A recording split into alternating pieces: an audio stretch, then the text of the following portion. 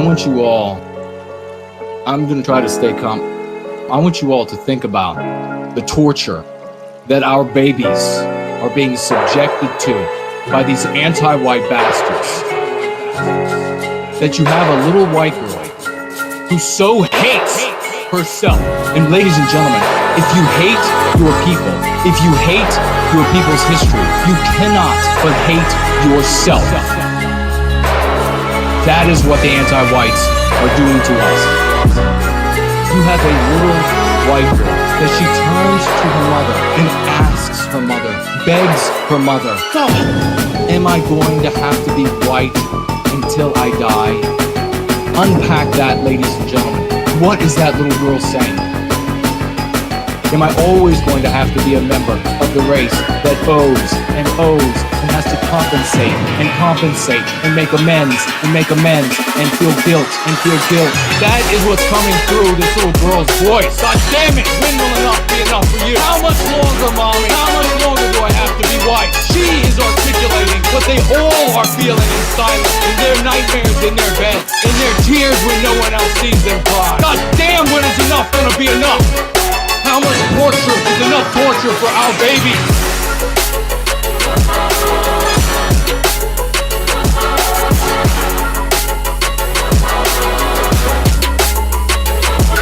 When will you say enough is enough? Only a sick and broken and defective human being doesn't get angry as all hell when the vulnerable members of their community are being victimized. It is ameliorated when all the anti-whites get on a knee and beg for forgiveness. That is when we begin to think about, okay, things are finally going in the right direction. Not until then.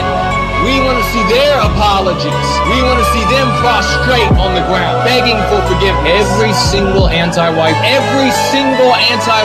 you are going to join the sphere of white well-being.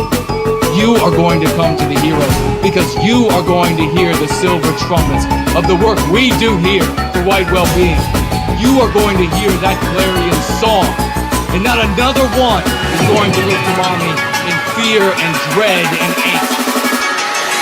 God damn it, when will enough be enough for you? Children, she is articulating what they all are feeling in silence when no one else sees them cry. How much torture is enough torture for our baby? When will you say enough is enough? How much longer, mommy? How much longer do I have to be white? Your whole life, little girl, your whole life.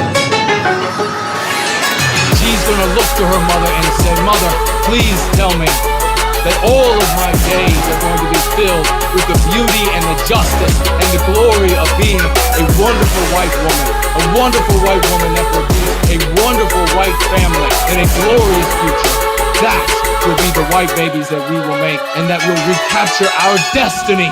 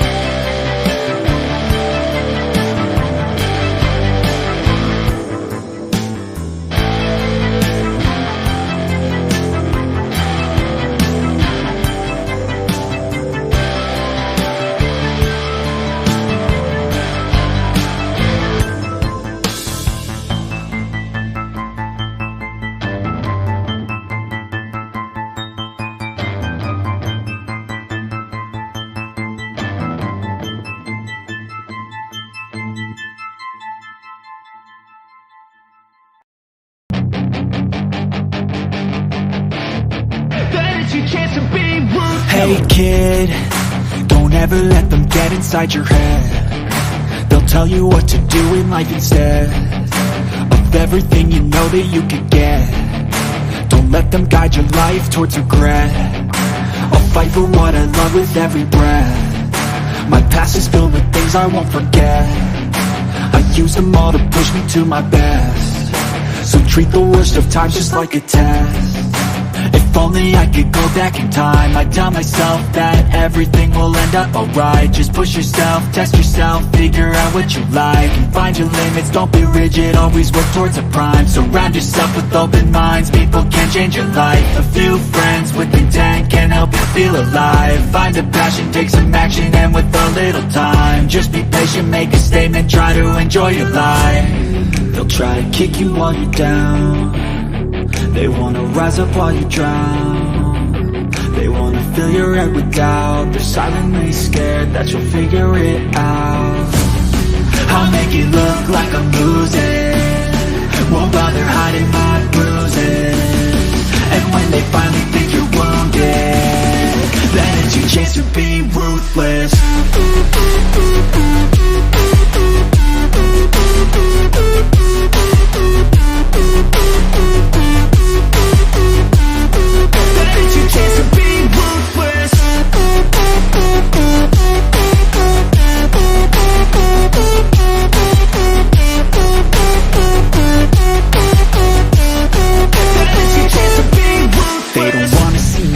They don't wanna see me care. Anytime I make some progress, I can see that they compare. I think everyone's against me, maybe something in the air. Am I paranoid? I swear a void is forming and they're scared. I walk a straight path, not many can say that. I'd like to play fast, cross me and there's payback. You better pray that I don't see your face at any place that I go. I know you hate that. I've been doing fine, I'm not wasting any more time. I live for the fight and the climb, and I think that the pain that's deep inside is what defines. So I won't give up, I'm gonna make it to the top. I don't care what's in my way, I swear I'm never gonna stop. I could fall flat on my face and I swear I won't get back up, cause I don't deserve a thing and the road ahead is tough. They'll try to kick you while you're down. They wanna rise up while you drown.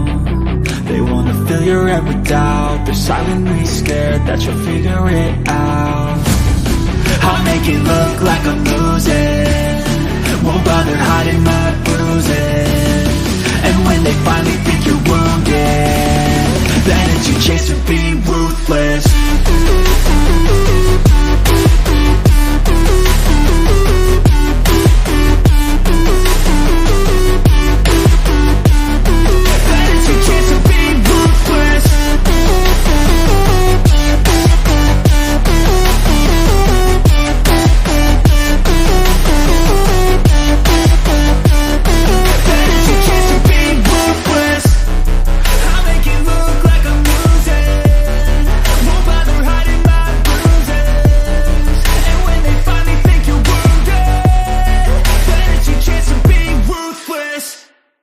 When there's nothing left but the fire in my chest and the air that fills my lungs, I'll hold my tears and trade my ears for a glimpse at kingdom come.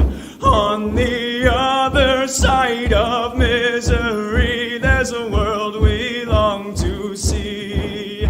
The strife we share will take us there to relief and sovereignty.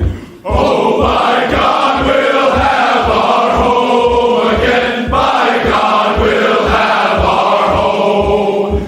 By blood or sweat, we'll get there yet. By God, we'll have our home. In our own towns, we're foreigners now. Our names are spat and cursed.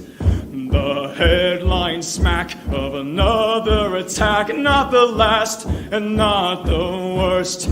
Oh, my fathers, they look down on me. I wonder what they feel to see their noble sons driven down beneath a coward's heel. Oh, my God, we'll have our home.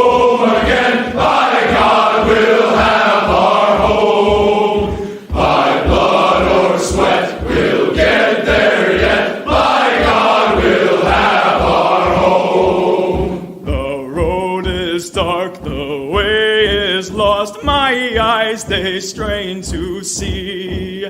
I struggle forth to find a friend to light the way for me. Oh, brothers, can you hear my voice, or am I all alone? If there's no fire to guide my way, then I will start my own. Oh, my God, we'll have our home again. My God, we'll have our home. By blood or sweat, we'll get there yet. By God, we'll have our home. Oh, by God, we'll have our home again. By God, we'll have our home. By blood or sweat, we'll get there yet. By God, we'll have our home. Absolutely cannot be stopped. We will indeed have our home again. Featured stories today. Derek Chauvin survives a stabbing assassination attempt. Ashely Wilson's middle school daughter survives anti-white terrorist attempted stabbing murder in Georgia. Ireland reacts to anti-white terrorist attempted stabbing murder of white children. A lot of anti-white murdering, terroristic, knife-wielding maniacs. And we have from Fox News, Vivek Ramaswamy will tell you about the biggest threat to America. And of course, his position would extend to the rest of Western civilization. Your comments, calls, and questions. And then there's this. An MIT linguistics professor was lecturing his class the other day. In English, he said, a double negative forms a positive. However, in some languages, such as Russian, a double negative remains a negative. But there isn't a single language, not one, in which a double positive can express a negative. A voice from the back of the room said, "Yeah, right."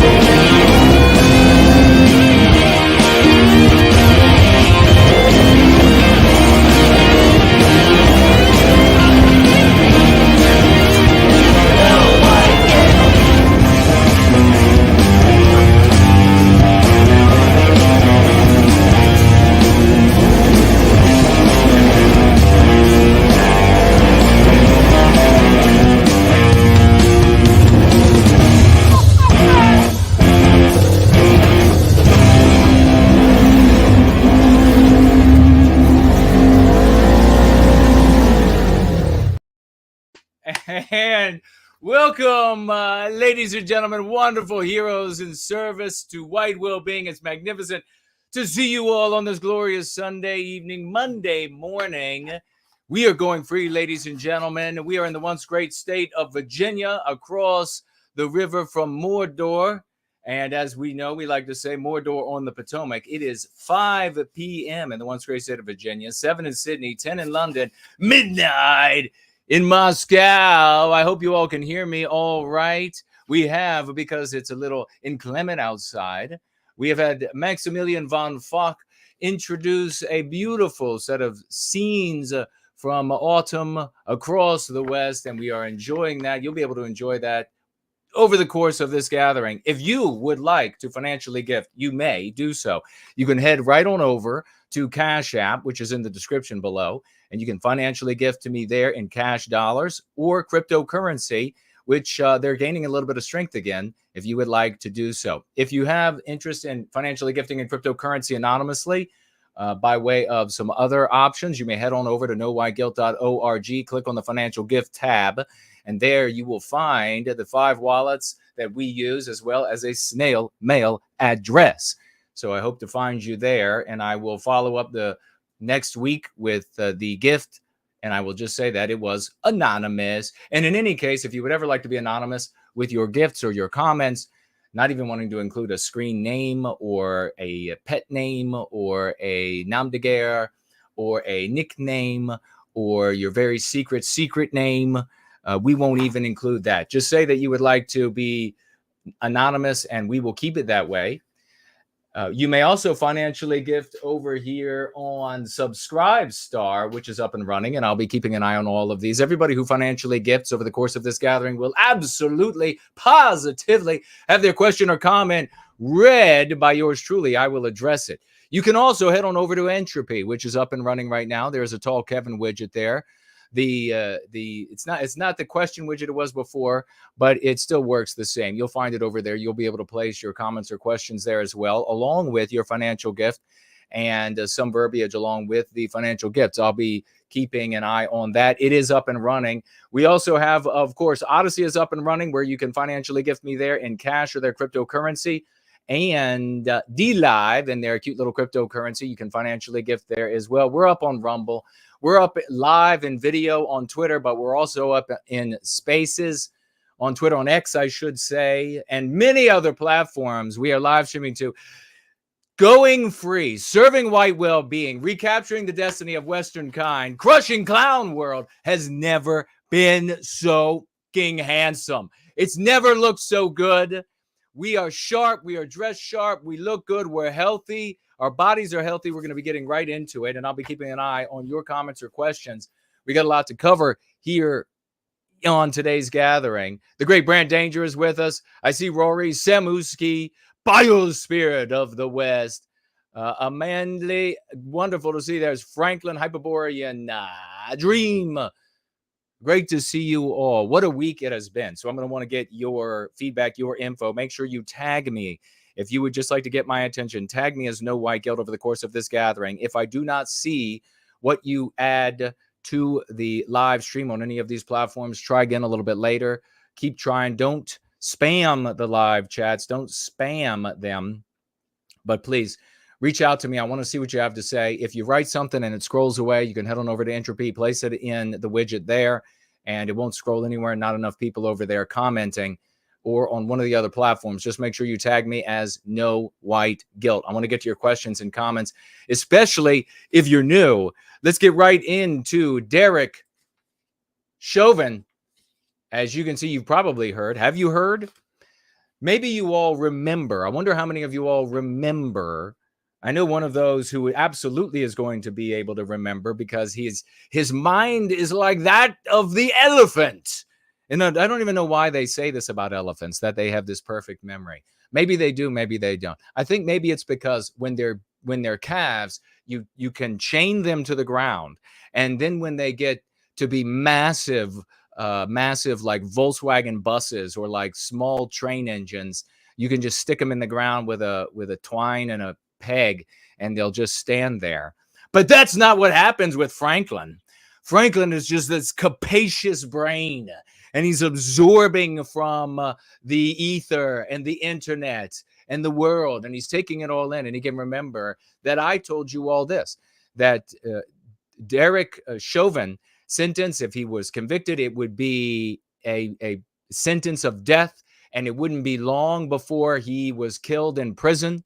And the only way that they would not be able or prevent that from happening would be to put him in solitary confinement, in which case he would go insane. Not only did they not put him in solitary confinement, which I believe from another article I read, and you all can follow up to make sure that that is the case or not, that they moved him intentionally to a facility that, even though they requested to be in solitary confinement, again, make sure that I'm accurate there, they moved him to a facility that is known for the convicts being able to get their hands on. Now, this is like a typical problem in federal prisons. I read a couple of articles about this after Derek was stabbed nearly to death, stabbed so severely, injured so severely, maybe you all know where the wounds are on his body, so severely that they began filling out the death certificate as they were applying the life-saving measures. And that is according to reportage. So if that has changed, then it's not my fault. It's the fault of those who have reported this. As of course, with everything that I say here, please follow it up on your own. Form your own opinions. And I hope that you will do so. Because, of course, the vast majority of what I'm doing is just entertainment. Here the ear is against the door, being on YouTube. They filled out the death certificate for him. He was stabbed. They moved him to a facility that is known among the prison facilities, the federal prison facilities, that themselves are riddled with incompetence, poorly run, inmates with drugs, inmates with weapons, and all of this, apparently, according to the reportage that I read, is getting worse by the year. Why would it be getting worse? Because of white erasure, because of the standards of Western civilization being white erased from those facilities. So these places that criminals are supposed to go, and many people hope that they come out and are improved as a consequence of being punished for their crimes against society, which is the reason we send them there. Most people, they seem to miss this. Maybe it's anti-whiteism that has done this, made soup out of people's brains. But they think that they're going there just for that individual and just for the to sort of right the scales for the victims. That is the smallest part of it. That is the smallest part of why we execute people and we put them in jail for life and we put them in jail for extended periods of time. It's because we want Western civilization. Crimes against civility are crimes against civilization. And for us, that means Western civilization. That's why we have imprisonment. It is not inhuman because it is human. It is humane to provide society a safe place. Children, women, men like myself who are robust and amazing, provide them a safe place in which to live their lives. That's the humane thing to do. So that's where the focus needs to be. Not on the monsters, not on the animals that want to disrupt and harm and rape and pillage and murder and slay. That's not where the focus is supposed to be. But you know why? So many white people are inclined and so easily led to be focused on the individual criminals because of the selfish individualism of the white race, which we can see is destroying Western civilization, destroying Western kind the world over. And there is the faintest of effort, the most pathetic, impotent effort to push back against anti-whiteism and our victimization, even when it is as blatant as it has become today.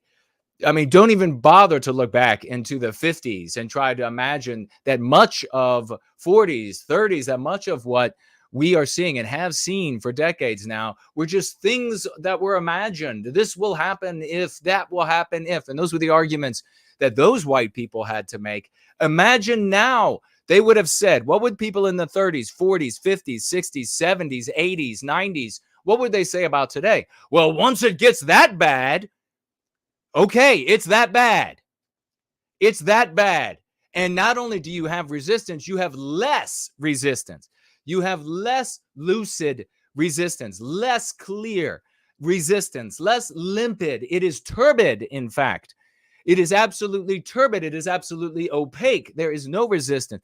We here in Service to White Wellbeing, with the utmost perspicacity, we are perspicacious in our explanation of how you can push back against anti-whiteism successfully in the world, and we still have nothing but resistance from those in our midst. Derek Chauvin, stabbed in prison, former Minneapolis cop, is brutally attacked in medium security Arizona penitentiary, where he is serving 22 years for murdering George Floyd. Now, I got to ask you all this. Perhaps I'm wrong. Maybe I don't remember this right. You all can check it out for me. I thought it was just about a month ago that it was in the news. And it's amazing. It's amazing, because just about a month ago, this was in the news. I read it in the news. I mean, unless I don't use drugs. Caffeine in my coffee, but I don't use drugs. I don't drink alcohol. But somehow none of the articles that I read about the toxicologist saying that he was pressured can still be found. Saying that he was pressured to come to the conclusion, so you all have to find it for yourself. Maybe I got hit on the head that day. Maybe an I-beam fell down, whacked me up the side of my head, and I just imagined it all. But I searched all over Google. I even searched on Bing, and nothing. It's all gone. It was like a flash in the pan that the toxicologist said he was pressured in this case, and now it's gone. So maybe it was just a hallucination. That must be what it is. Maybe it was a hallucination.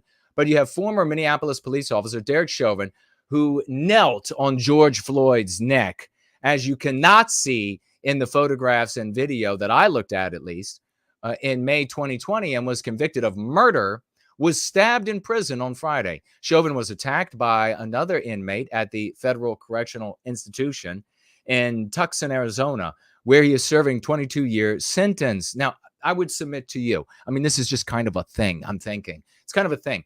A police officer who is sent to a medium security prison that is known for the inmates getting access to more drugs and weapons than other federal penitentiaries. And it's bad in all the others. They send him to this place. Is that not an intentional effort to get him killed, to put this to bed so that he and his name and this incident and this Floyd individual won't keep resurfacing and in a way as to challenge the anti-white narrative? It's kind of like if Chauvin is alive and he's still trying to get parole and they're still trying to bring evidence, maybe evidence about the toxicologist and some of the things that he has said once this all simmered down, some of the things that he ostensibly said, which can't be found on Google anymore, at least by yours truly.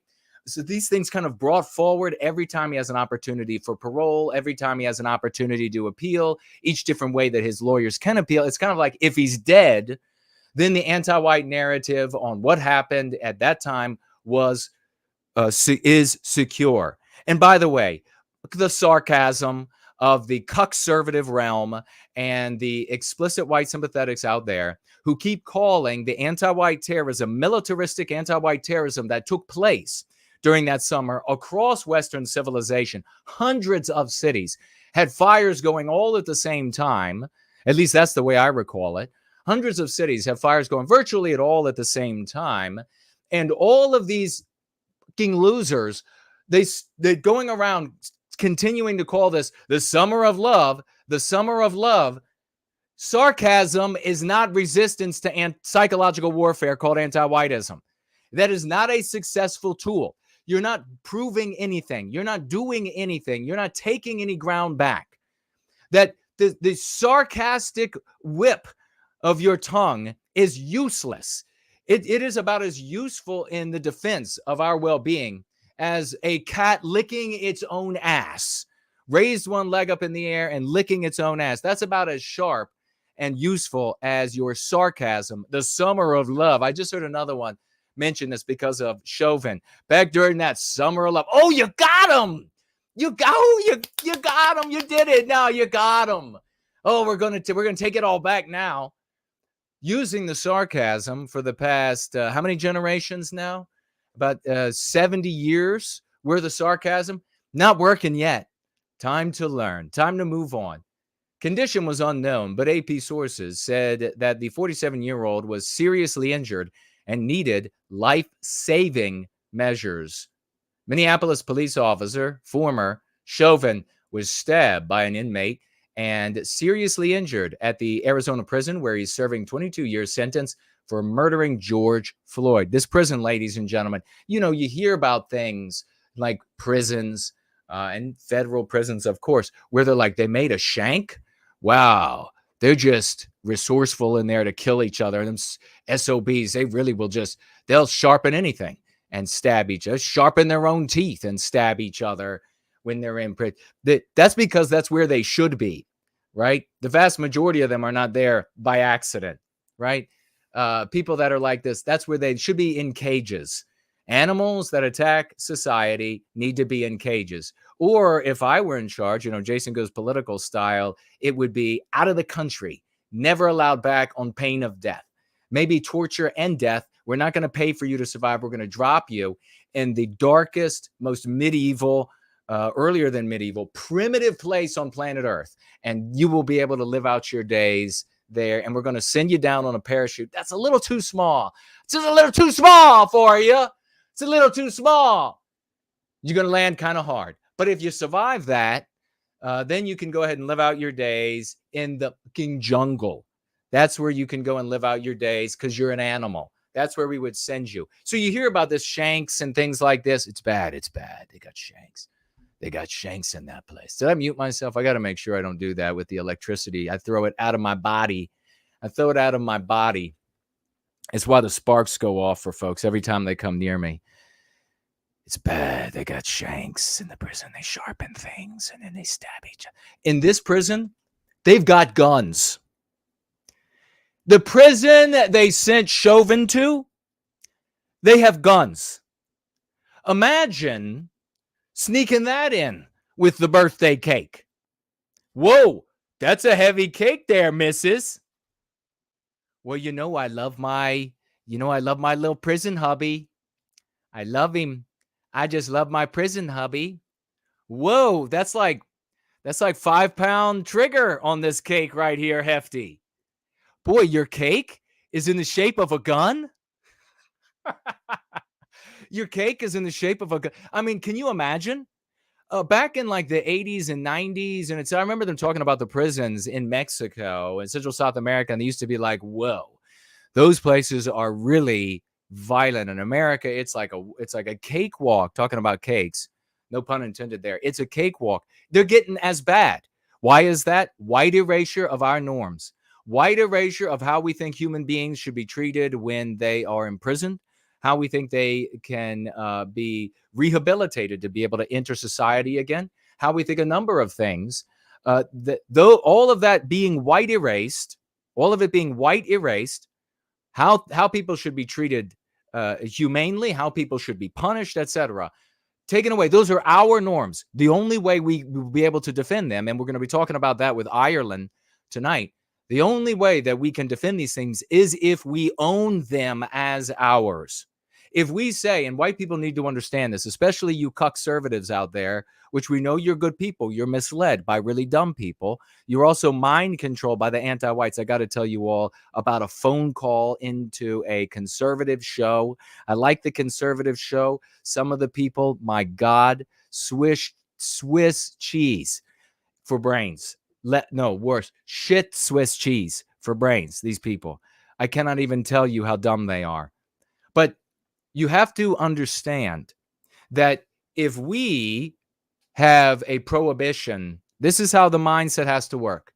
If you want to keep in place the prohibition against rape, you have to own it as ours. That's ours. That's what we do. Not that it's a human prohibition, not that it's this, because as soon as you do that, you make it into an abstraction. And we're talking about these abstractions tonight and how useless they are. Many generations of white people defending abstractions, and you end up seeing how utterly useless that is, how nobody comes to rally for the abstraction or against the abstraction. People rally for what is theirs. So you can't say that, well, a prohibition on rape is just everybody's, and so therefore we have a prohibition on rape, because it's an abstraction which they will be able to talk you out of. If it is ours, then no amount of argument for how rape in this case or that case or whatever it might be is acceptable. And you can see those arguments take place and are accepted in other places on planet Earth. But the reason they can't work is because when you say it's ours, this is how we do it, then it's an attack on us to try to get rid of it. And then we come to defend ourselves. You see how that works? Kind of figured all this shit out. And then brilliant people, knights of the white table, have shown up to participate. And that's how we here in this community are changing the world. So they send him to a jail where they actually have guns in the prison, not sharpened pieces of their toothbrush, guns and knives, real guns and knives and brass knuckles and all kinds of garbage. I was reading across these articles. This prison is where you go to die, especially if you are a white guy. You're going to end up in the future where if you're white, in almost every case, and you get sentenced to prison, especially federal prison, it'll end up being a death sentence. You go there for politics, death sentence.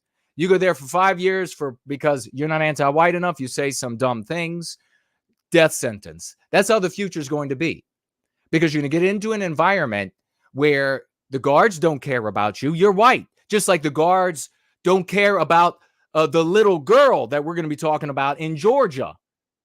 The guards there, and the administrators there, they don't care. So if they don't care about little white children in our schools, you think they're going to care about you in the prisons?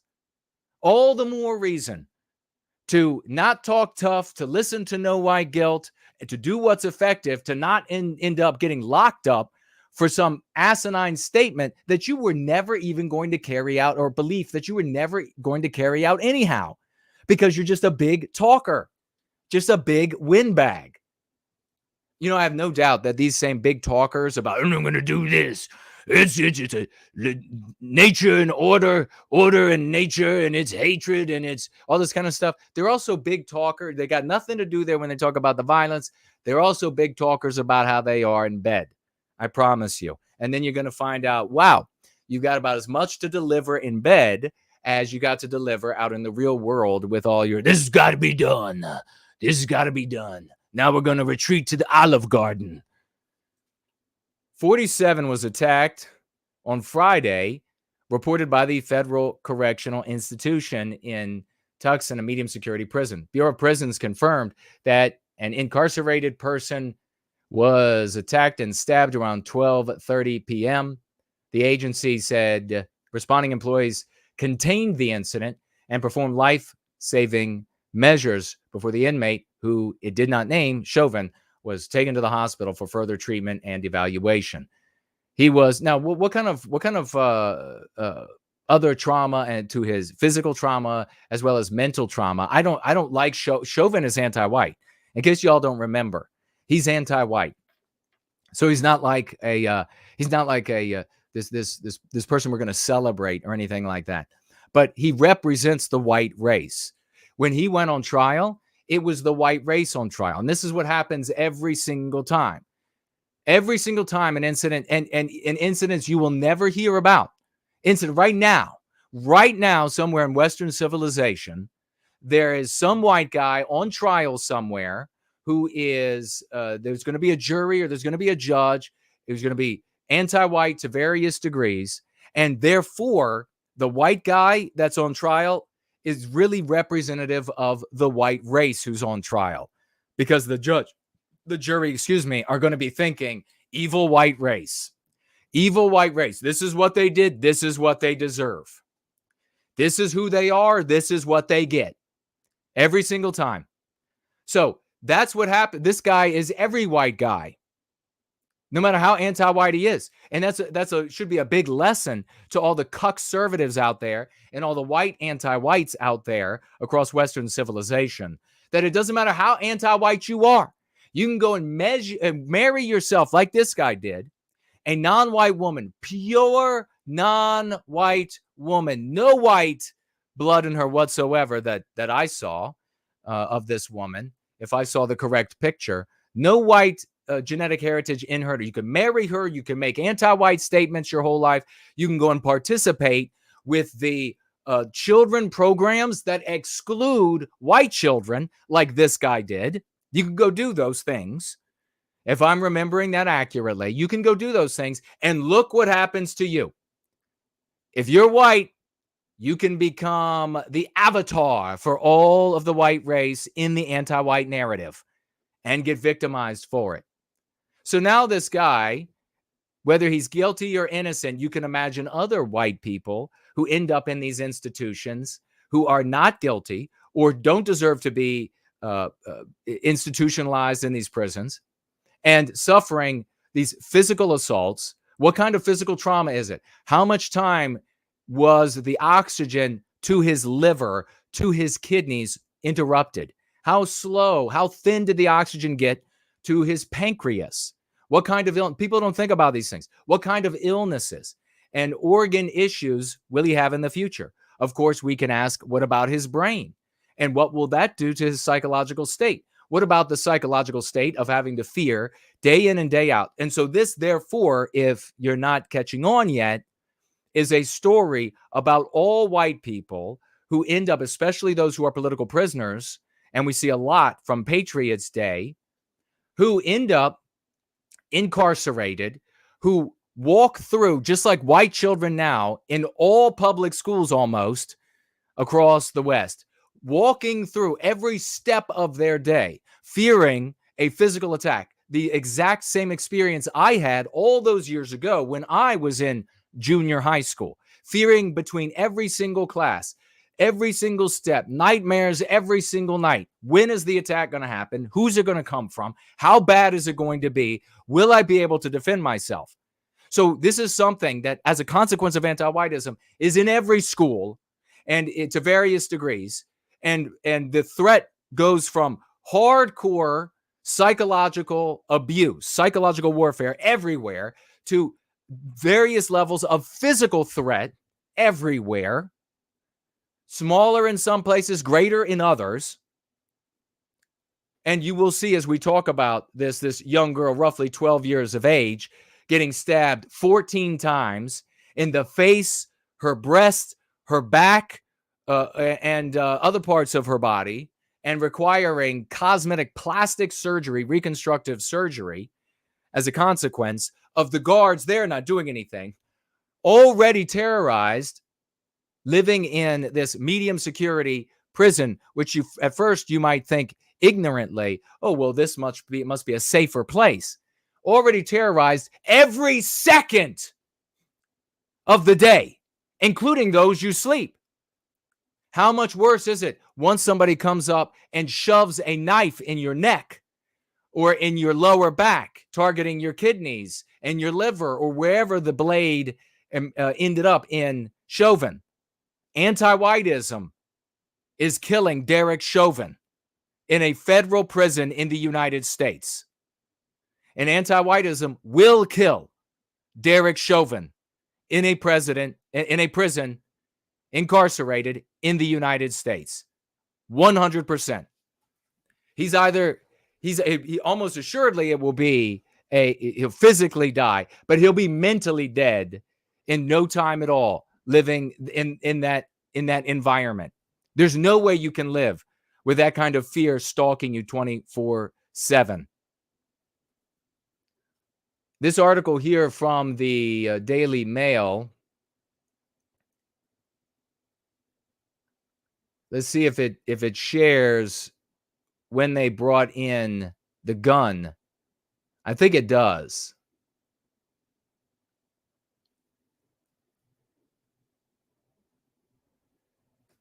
You have the FBI talking about the prisons.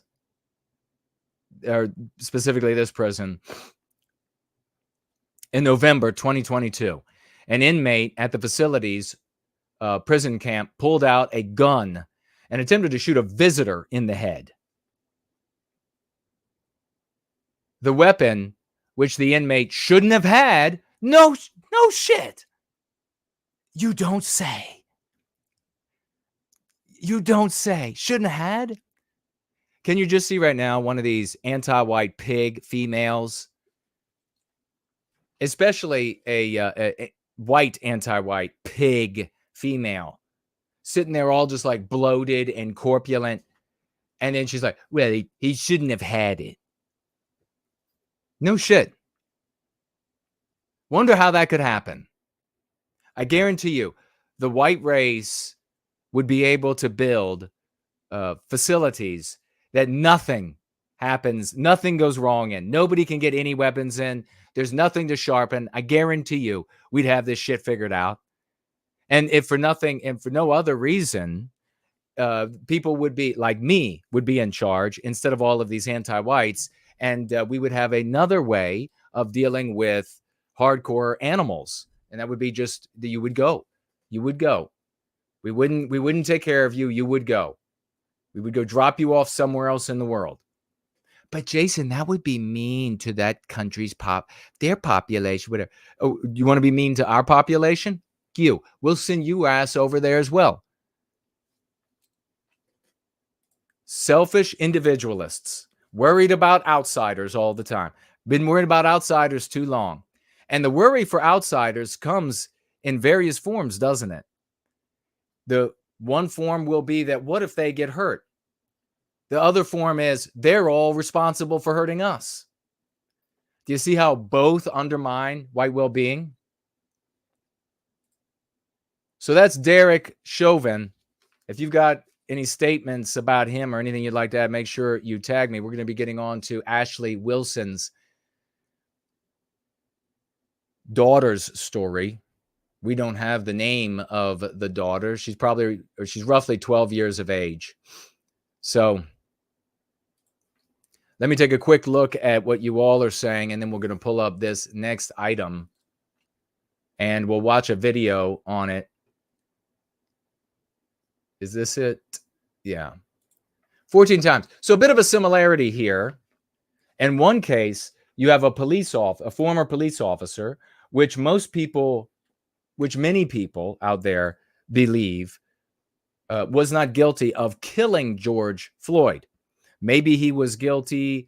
I don't know. I didn't get into the weeds about it because my concern is for white well-being and not blaming. Like, for example, right now, there are J-Spurgs out there trying to blame Israel for Derek Chauvin and saying that it was a big setup, a big psyop. They sent the Israelis in there to train these police officers, and then the police officers carried out. I mean, what absolute Nazi tarding shit can these idiots come up with? So maybe he was guilty of not being sweet enough to the very large and the very strong individual that he was criminal that he was dealing with. Maybe he was guilty of that. But a lot of people out there believe that it was fentanyl and other drugs and a weakened heart from other drugs, a lifetime of drug use, that were the main drivers of his death. Maybe that's true. Maybe it's not. I'm not. If I were on the phone with the creator, I would ask, and then I guess he would be able to tell me. Did you hear me say he? He would be able to tell me, but I'm not. So you have Chauvin. He goes off to prison. Many think unfairly, and then he is surrounded by people just like Ashely Wilson's daughter, who hate him because of his race, even though he was anti-white. I wonder when he was getting stabbed, you think he was yelling, "I hate white people too"? Did he claim that his former wife, who left him right in the midst of all this, what a loyal bitch that was, that she's non-white. Oh, my former wife who left me. And all the kids programs I went to that excluded white children. Do you think it mattered to the person cutting him up, carving that white flesh? Do you think it mattered? Do you think it mattered to the guards who are allowing guns in the prison? No. And it didn't matter for Ashely Wilson's daughter when they reported, apparently several times, to the authorities at this school that the anti-white bitch that had been threatening her daughter, apparently, and others, and I wonder what the races are as well. It's just an interesting question here, because at root it's anti-white. But if the daughter and her friends are white, then, and those are the ones being targeted, then it means that it's very clearly all anti-whiteism from top to bottom. There's nothing else there, just anti-whiteism. But the mother reported this. I don't know where the father is, but apparently reported this to the school, and nothing was done. So the mother is suing. We're going to listen to a report here in just a minute. I want to see what you have to say. Get your comments on it. Hello to anybody who shows up on the Twitter space, and thank you to those from our community who have shown up to be some numbers in there so that folks are able to see that something's going on. Casey is here. Hello to you. Montana Kid. Marlene, hello to you. And Sincoy. Hello, Mrs. Jess Horse. Great to see you. Maddie, hello and welcome. Jules, hello and welcome. And did I see first, last? I think I might have the screen jump. There's Nat Quinn. Hello, hello, hello, and welcome to you. Reynold White Wolf is here. Great. Just say no. Hello and welcome. You should consider inviting Conor McGregor on. Says just say no. I'm only going to look at the folks who tagged me at the moment so that we can keep things rolling along with these news items, and I can give you my take, which will be the take that will matter, because that's the take that you can go out into the world and do something with. I was driving along, and I was actually doing a little bit of freestyling, a little bit of drifting, and I was doing a little bit of drifting. I was doing a little bit of freestyling. You have to turn off that traction control to make this happen. Otherwise, the white man has developed these systems that start throwing the torque to the different wheels on the vehicle, and it just straightens it right out for you. And that's the problem. By the way, I got it just as an aside, and I'll get back to the other thing. Maybe I will, maybe I won't. We'll see. I'm on fire! The white man, you have white people all over the West, and they're like, nope, they're going to need white guys there. No big deal. So I don't care if those white guys get fired, long as I still got my swanky job here. And then you get replaced. And then there are the next group of whites a little bit further up, and they're like, well, I don't care if those white guys get fired, long as I still have my swanky job, because they're always going to need us white guys, except this, dumbasses. White people for 70 years now have been developing systems that enable idiots to push button do everything in the world. So whereas in the past you needed, or at least our perception was, yeah, they can fire and discriminate against a bunch of white guys. You know, it's not me. I'm a selfish individualist, so I really don't give a shit. Just go ahead and fire all them and just, but they're still going to need me in my position, because I'm one of the smart ones, right? Or I'm one of the trained ones, right? Who's going to actually do all these sketches what? There's software that does it now? What? I'm getting fired for Umtutu Zimbabwe? What? Because he can press a button? Yes. We are developing and have been developing for a long time, white people doing this, systems that replace ourselves. And then you look around and you wonder. The plane that crashed the other day, and maybe we got Jules, if she knows about this heavy, I'm under the impression, and I got a call out to one of my pilot buddies, that plane can land itself. That plane can land itself, thanks to white men. In my humble opinion, of course. Do your own research. but thanks to white men. So eventually, it won't matter. It could be a day when it's clear blue skies and it's pretty and there's a slight bit of drizzle coming down,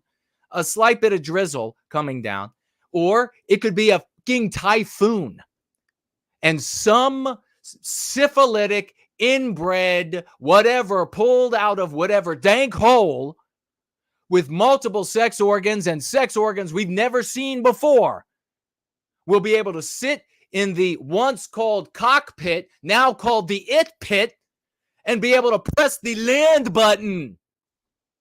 And the plane will land itself.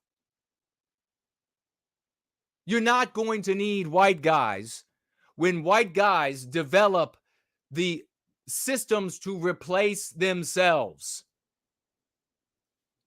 I used to argue all the way back in high school. I made this argument numerous times. I remember this argument in one class where it was explosive. And I lost it because I get passionate about my people. And we were in this class. I can't remember exactly what it was, whether it was like a civics class. I can't remember.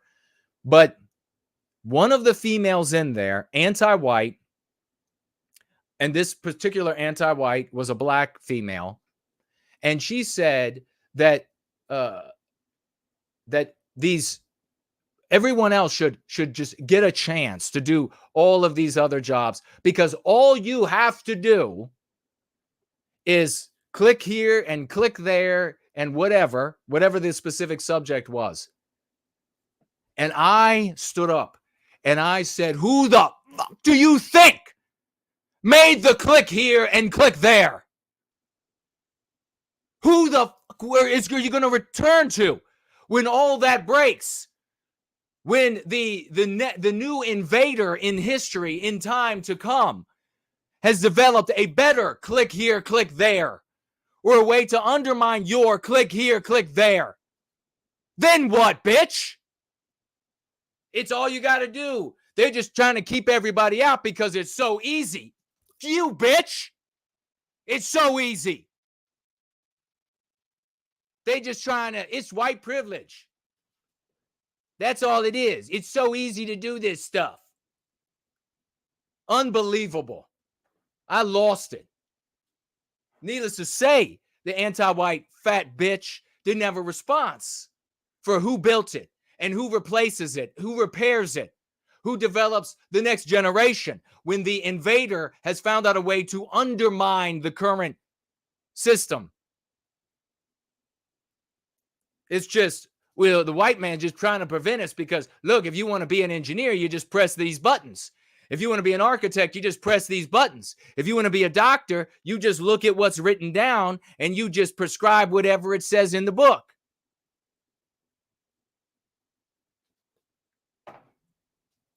It's like with all of these sports idiots over the years. I got to get back to, we're going to talk about this young girl. Last thing I'll say on this. All these white sports ball morons over the years, when it came to American football, all the way back, same place. I take you all the way back to when I was in high school. And they were all saying, because the NFL was just every single year was up by like 3, 4, 5% non-white. Every single year they were getting rid of 3, 4, 5% white people every single year. And the teams, and we went and looked, remember, about how the teams get bonuses from the NFL. And they've even, and the bonuses take various forms. Sometimes it's money from the NFL. So when they get rid of more white people on the team. Sometimes it's draft pick things when they get rid of more white people. We read it from the NFL on stream, but check it out for yourself. Check it out, because if any anti-white disagrees, then they'll say, oh, he's spreading disinformation. But check it out for yourself. Even going further, what was it, 2 or 3 years ago, with another, and with that recommendation that was just totally insane that they shot down at the time, that'll be adopted in the future. Well, they'll give even more benefits to teams that get rid of more white people in the athletes, in the training staff, in the coaching staff, in the management, everywhere. Anyhow, back to high school. And all of these people were saying, well, they're always going to need a white quarterback. Doesn't matter what else, because that position takes too much smarts, these idiots would say. And I said, first of all, the game, as you can see, has been changed to disincentivize intelligent play and to incentivize unintelligent play, where it's more and more and they do this through the rules, they do this through various means, but mainly through the rules, to incentivize foot speed, to incentivize things that non-white athletes at a higher percentage have over white athletes, to incentivize those things, to disincentivize where white people played the game, and there were very few non-white people who could play the game or who wanted to play the game, who felt interested in playing something that was so cerebral. Maybe it was just an interest thing for them. I don't know. I don't care. But you could see the game being changed to favor these other athletes. Not only that, I would say to these people, the position of quarterback it doesn't require Da Vinci intelligence. So you will have athletes who have heavy white influence in them that will enjoy the position of quarterback and will have no problem intellectually handling the game as it becomes simpler and simpler, as the number of plays a team will draw from that have to be memorized and iterations of each play, depending on the setup of the defense, etc. So more and more, and then non-white athletes, full no white heritage, non-white athletes will enjoy the position of quarterback more, and then they'll just get rid of the white quarterbacks as well. Every season, they get rid of more white quarterbacks. The game is almost entirely non-white, and it's headed rapidly in that direction. This is what the white race, this is what anti-whiteism is doing, because the white race has the illness for anti-whiteism in us. And it is at work, regrettably, in Ireland. And we'll be talking about that in just a little bit. But Conor McGregor, would he come on with me? Absolutely not. I tweeted, I wish he would. I tweeted at him. I could tweet more at him. But I don't know. I mean, a little bit later, we might talk about Twitter and how severe the shadow banning is on yours truly. White Girl says, were we programmed to be extreme individualist, or is it Western nature combined with modern life? Great question, White Girl. It is partly a genetic predilection to be individualistic. So white people that are concerned about whether or not individualism in the white race would disappear if we started thinking communally, are fearing for nothing. There seems to be this genetic, I should say proclivity, because that's what it is today. It's something negative in us. And you see it all over the world. It's negative. There's no more conversation. There's no, except for liars and idiots, midwits, midget wits out there. It's clearly a weakness. It's clearly a sickness. It's a genetic proclivity. When we're on our own, it could be a propensity. It could be something that benefits us. But there is this genetic proclivity to individualism. Having said that, anti-whiteism has taken, it's like you take a dog that already will lie down and you teach it to lie down. You take a dog that will already lie down on its own and you teach it to fall down when you fake shooting it. So there's already this urge there. Anti-white propaganda, that's the psychological warfare that is targeting us, called anti-whiteism, has taken this propensity, this proclivity in us, and has magnified it many times. Has told us this is like the highest virtue for white people. This is like one of the most important things ever. It's like, although they're pulling down the don't have sex with children. Don't have sex with children, be a radical, selfish individualist. Those are like the same, like it's at the very peak, the zenith of Western thought. Why? You've heard of divide and conquer. What is the ultimate expression of divide and conquer? To divide your victims up into individuals. You haven't divided them by 50%. That would be amazing. You haven't divided them by 80%. You haven't divided them up into hundreds or thousands or millions. That would be amazing. Could you imagine? They have divided the white race into individuals.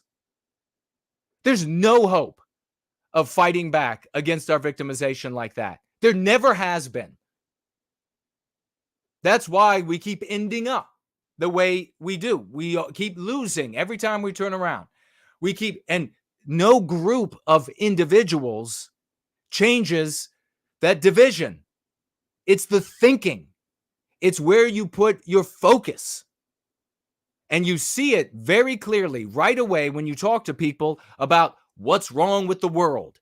What's wrong with the world? And they will answer what's wrong with the world with the exact same focus that they give to what's wrong with their individual lives.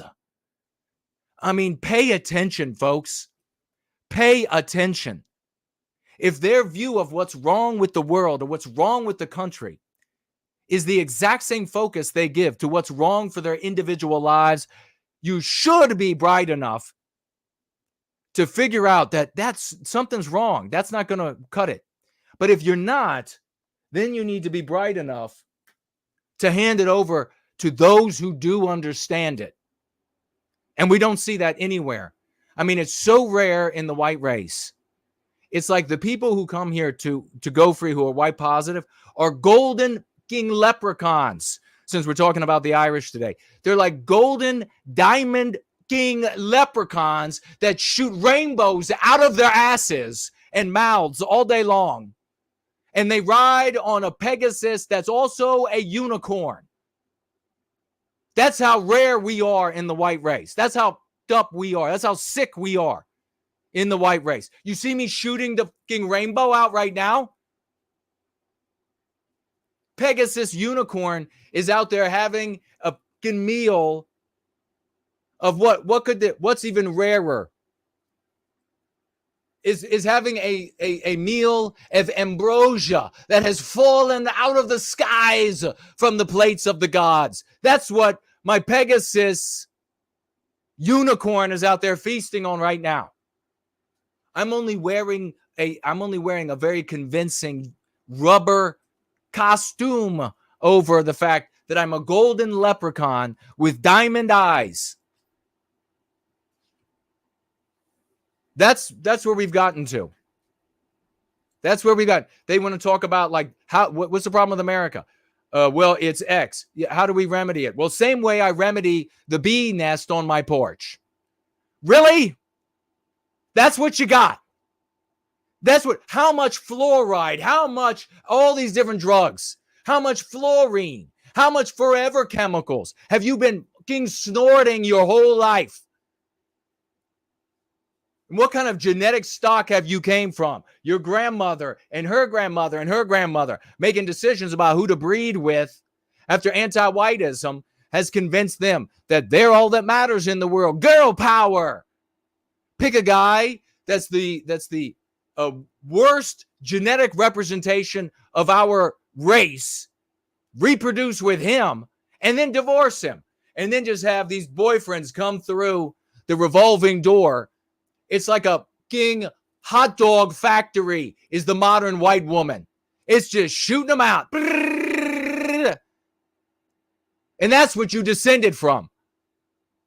The good white men going off to war, legs blown off, genitals blown off, head blown off, dead, didn't come home, came home mind ruined, can't reproduce. The ones who didn't, the ones who are out there, totally ignored by white females out there.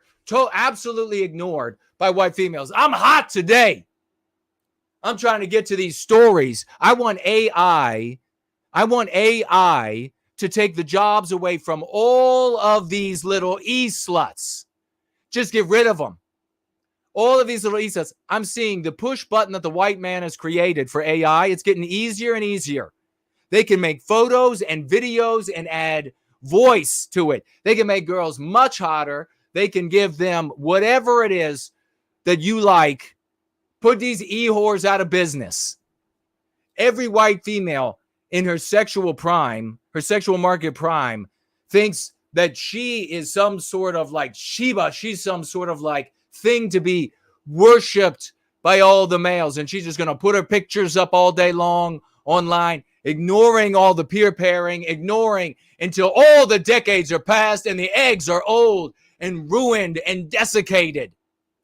And then they're like, okay, you now that are out of my range, I'll let you tap it. And then I'll let you tap it out of my range. And then you have, this is what the children are. This is the kind of kids they come in. And then they feed them with the poisons. Here's some more forever chemicals. Here's some more, for some reason in the United States. I wonder what it is. All these chemicals that are allowed to be in the food. All of these different things that in other places of the world are prohibited, are banned, are illegal. It's anti-whiteism. Why?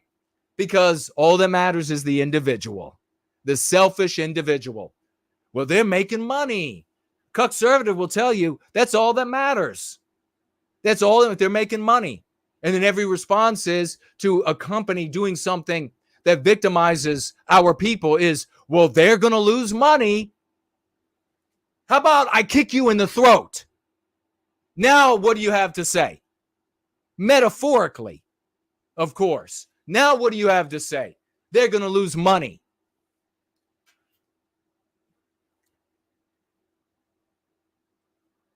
Thank you, Brant Danger, for sharing my links.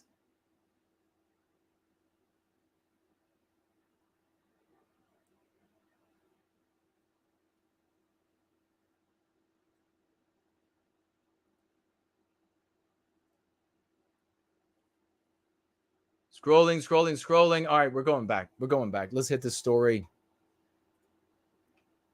Everywhere you turn is anti-whiteism. Everywhere you turn. I have to bang my head against the wall. These idiots across the white sympathetic sphere that don't want to do anything.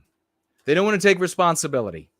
They don't know. They don't even have the slightest intuition on the proper leadership of a resistance to anti-whiteism, on a resistance to our victimization. They all think they know. Everywhere you turn, they all think they know. And even though decades, generations of failure, they want to stick with the same program. And what do we have? Well, we have this little girl stabbed 14 times.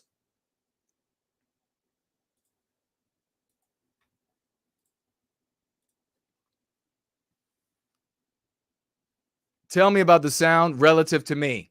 Is it good? Is it too loud? You're watching a young woman stab a classmate 14 times.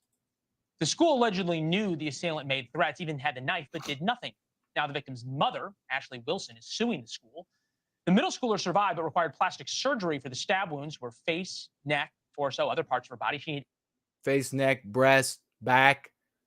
But hey, you know you're doing something if you sit around and you say that no white guilt guy is not right because we should be hating.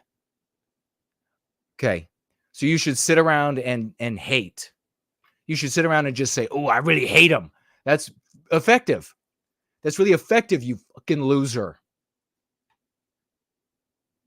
You know, I'm motivated to go do something because I have love for our people and therefore Ashely Wilson's daughter.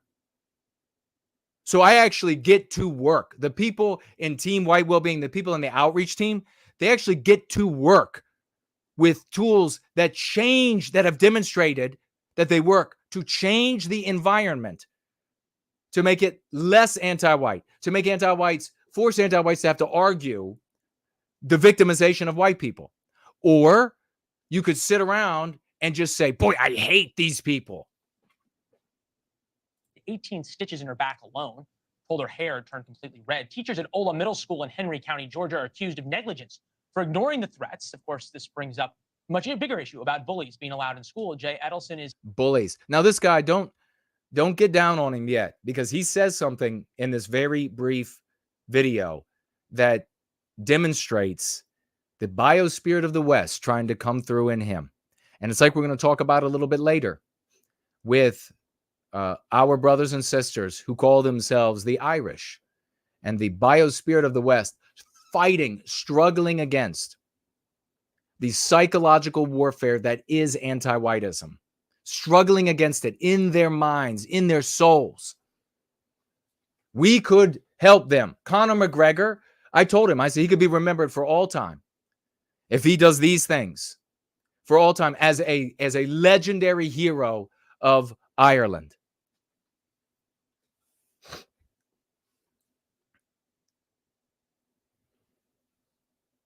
here, founder and CEO, Edelson PC.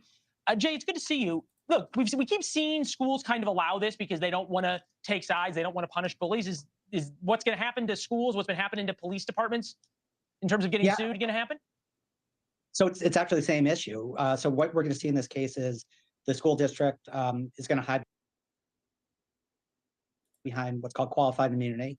And there's actually a Supreme Court case that is going to be heard in January, which is going to define. Does anybody know what this Edelson PC is? Like, why is this guy getting interviewed? Why not me? Just curious. Both the rights for victims like this, but also people who were mistreated by the police. So we'll see how that plays out. One of the stab wounds is right over her left eye, right through, above the eye and down through her cheek. Think about how much importance a female puts on her looks.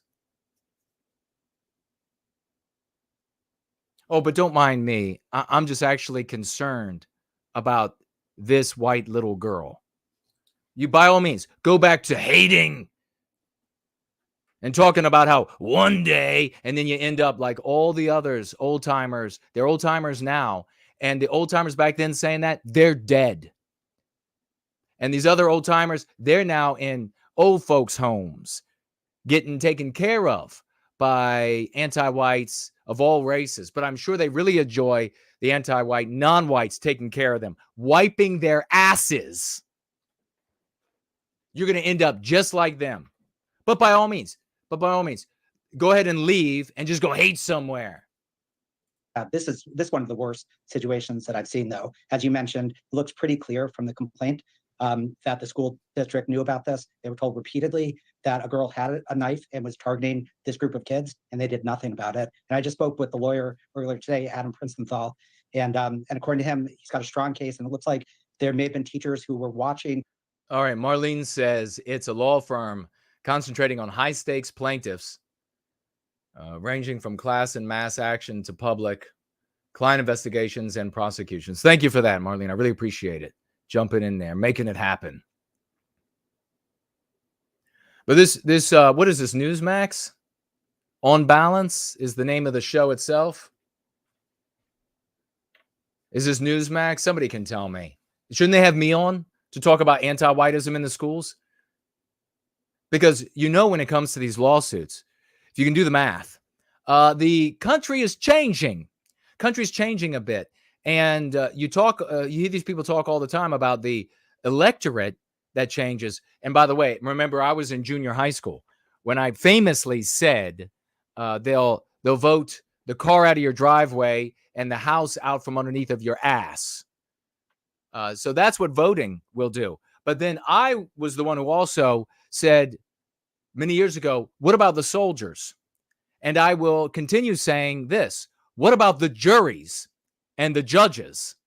Because as all of this changes, do you think the lawsuits are going to... First of all, we haven't been able to have any success with lawfare. Every little minor blip. I mean, it's like, could you imagine looking at like an investment vehicle? And you're like, when it comes to the courts, it's like plummets down. But every now and then you have like a little pimple.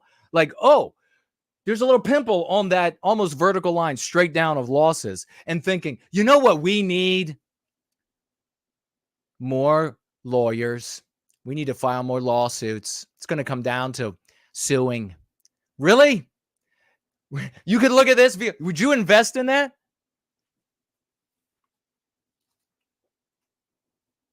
The build up before the fight started, and they did nothing. Okay, so there you hear it. As I said earlier, they reported this. They talked about the intimidation, the anti-white terrorism in the school, and that's what it should be called.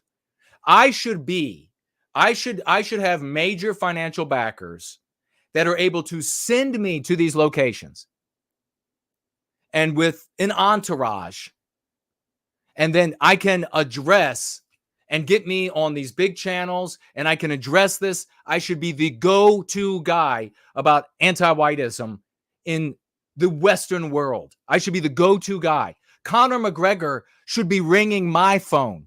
I should be the go-to guy. Nobody else succeeds except for us.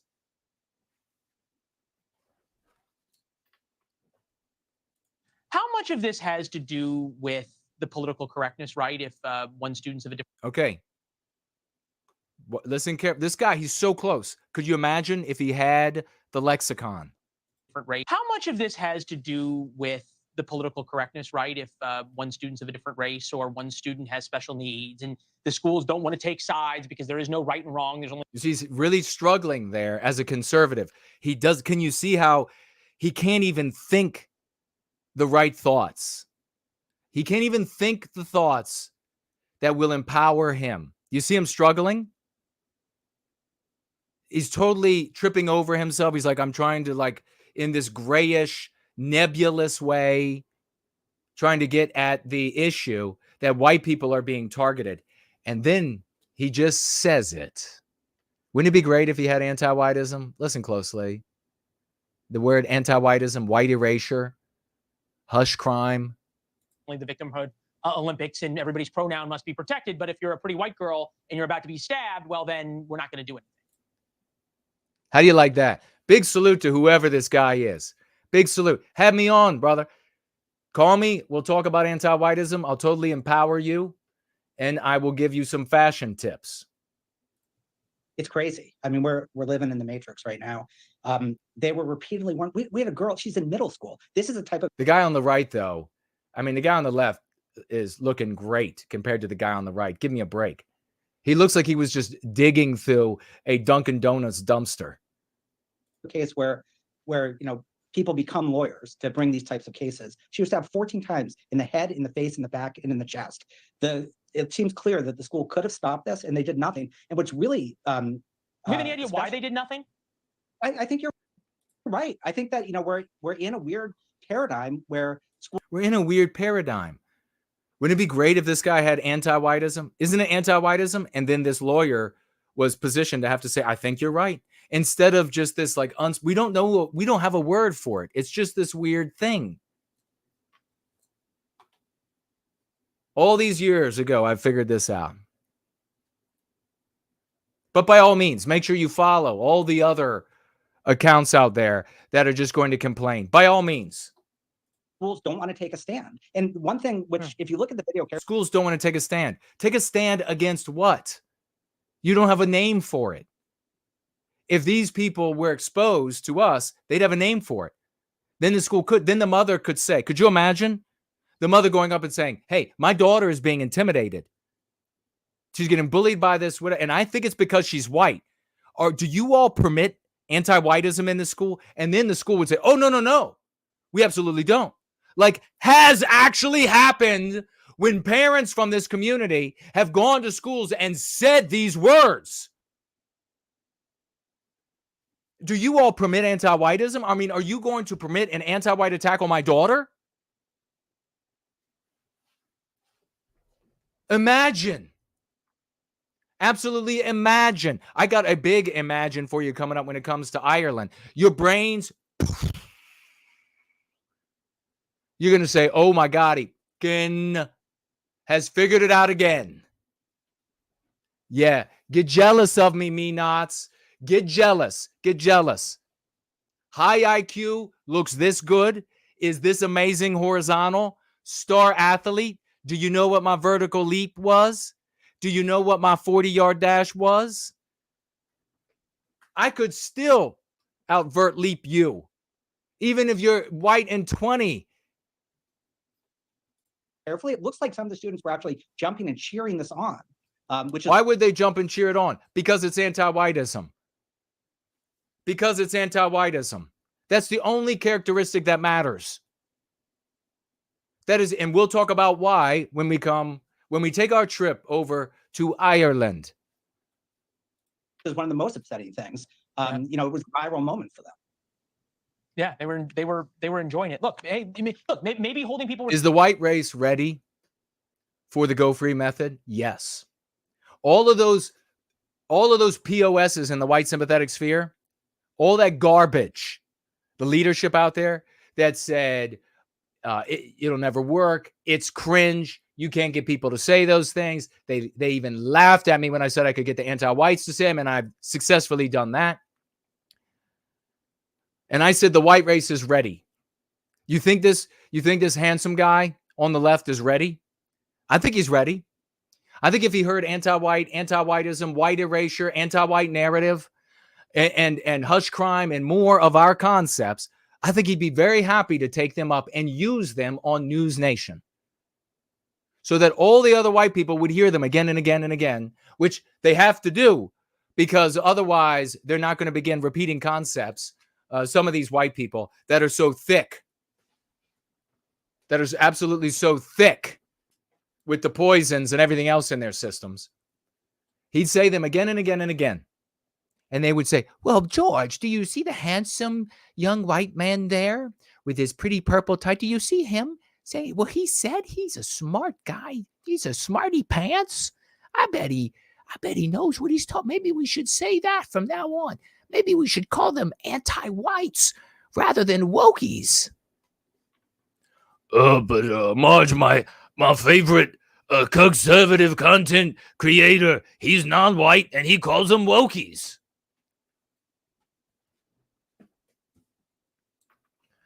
And I have brain damage. Responsible. Sometimes money is the only thing that all of a sudden changes the dynamic. Jay, it's good to see you. Thank you. So that's what they're in. That's what they end up with. In the conservative world, it's, well, I guess it's going to be the money. Guess it's going to be the lawsuits. Guess it's going to be the money they lose. He's anthropomorphizing the county, the city, the school board. They're not a single brain. They're not a single entity that will suffer from having to pay. Their wages are not going to be garnished, right? It's not a guy whose wages are going to be, he's going to be like, oh shit. He's going to get like his paycheck and he's going to be like, look at how much they're garnishing out of my wages just because I let that white girl get stabbed to death. Can you believe it? Yeah. It's a school system. It's a county. It's a city. They will pay her off with your dollars. Fucking the conservative mindset. The conservative white people. I don't know how it's got to happen. It's got to be filthy rich white people have got to come to this and they've got to say, that white guy right there in the gray shirt and the gray silver tie, we're going to put him in charge, and then he'll just tell the others. And by way through him, the people who articulate this message will be paid. And those who oppose will be bled. That's just going to have to be the way it is. Metaphorically. It's not going to be lawsuits. You're going to be losing these lawsuits, and you'll lose them increasingly in the future. And then you always have, also when it comes to the news of the lawsuits, it's, oh, they won. And then they never report 6 months later, oh, they lost an appeal. That's just missed. That's just forgotten by the dummies out there. But even though you're going to be losing, and if you win, lose an appeal, and then even if you can win an appeal, the whole landscape of jury pools and judges and prosecutors and etc. are changing, the demographic changing, anti-white changing of the world. That's your future. and they're paying you off with your tax dollars. So it's not the answer. You know, head back to the fucking Rotary Club, Grandma. Head back to the fucking Rotary Club, Grandma. It doesn't work. It doesn't work. Into the conversation.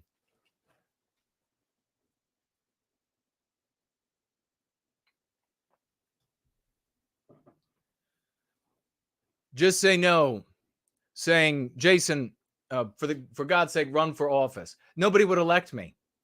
We need rich people rich white people to just put me in charge, or rich non-white people put me in charge. Pay me by way of me. I pay others. So those who advance white well-being in an organizational entity, those who advance white well-being get paid, and those out there in the world who push back get bled, because they can't. The white race cannot figure this out for themselves. And if you haven't noticed yet, allowing the bottom of the pyramid of our IQ, the bottom of the pyramid of our temperance, of our behavior, of our patience, of our cunning, the bottom of the behavior of the pyramid isn't good enough to push back against anti-whiteism, in case you haven't been able to tell yet. One of Western kind is here. Ivan the Huggable is here. This little girl stabbed 14 times. Thank God she didn't die. Stabbed in the neck. Do you know how quick you die? If you cut that right there, you cut this artery, you know how quick you die? Well, just look back a couple of weeks at an anti-white, non-white ice skater in hockey in the UK who decided to karate kick the neck of a white man because he didn't value his life since he was a white man. And he cut that thing right there. He was dead in minutes. There's nothing you can do. You can't put a tourniquet on your fucking neck. If that knife had gone through right there, that's it. She's dead. Roughly 12 years of age. We can't keep anybody, I got to say something. Anybody coming into this community contradicting anything I'm saying, gone. Ban them immediately. If somebody comes into the live chat and they want to disagree with me respectfully, tell them to tag me, how to tag me. And then if they won't, you tag me, take it upon yourself with whatever they're commenting or saying respectfully, and I'll address it. But in any of our communities, any of our groups, online groups, anybody showing up and they're trying to lure you away, they're just disagreeing with me, or they're trying to lure you away by concern trolling. Well, he should be a little bit like this. What he's doing there is a little bit banned, gone. It's time for bloodletting. This is what I've done is all that works. These motherfuckers that show up and want to lure people away and they want to revert to the old way they do things that loses. They are the ones who need to be bled from the system. Gone. Absolutely gone. No, zero tolerance. This is the way it is, or get the fuck out. Zero tolerance. This little girl is cut up. She is absolutely carved up, you lazy, bitching scumbag motherfuckers. She is carved up for life. And I know what you're saying. I know what you want to do in response. I know what you want to do. I know what you want to say. Jason doesn't want to just sit back and blame it all on the Jews or blame it all on the blacks or whatever. So therefore he's a Jew. Therefore he's getting paid. Well, therefore you get your metaphorical head cracked open. Because I'm sick of white girls getting carved up at school. I'm sick of white little boys being valiant and standing up for kids getting bullied and being stomped to death in schools. I'm sick of it. And what we have changes everything. What we have puts an end to it. So if I have to metaphorically say what should happen to you physically, if I have to metaphorically say that, then that's going to be what it is. And I'm ready to, I mean, for the Jonathan Lewises, for this little girl whose name we don't, Ashely Wilson's daughter, we don't know. I'm ready to stomp your ass into the ground. So when you're ready to give up anonymity, let's go ahead and get together. No ring, no referee. No ring, no referee to stop it. I've been in plenty street fights. A lot of folks out there, they have a lot of ring time. They have a lot of ring time. I will waste your ass. You come online. Oh, look how mad he is. He's unhinged. I am furious about Ashely Wilson's daughter being cut to pieces. I am furious about Jonathan Lewis and the next Jonathan Lewis and the next Ashely Wilson's daughter and the next Chauvin, who maybe is innocent, who is a political prisoner, whatever, getting stabbed to death and killed in prison. I am furious over it. I don't want to hear any more abstractionist thinking about what we as a race need to do. And you're talking from the perspective of a fan in the audience. Contradict me. Go ahead and contradict me. I'll show you the difference. When it comes to hate, you hate me. And I love the white race. And you're getting in my way of protecting them. I will show you the difference between the ferocity of love for what one cares about, what one feels that connection, those loving feelings for, and your hatred and jealousy of me. I'll show you the difference. You got to hate. I'll show you what love does. I will waste your head metaphorically off your shoulders. Show me how much you hate. I guarantee you, the hate will make the individualistic, selfish decision to not show up that day. Good scum. How many more white girls going to get carved up? How many more? While you sit around and blame the Jewish race and blame the black race. How many more?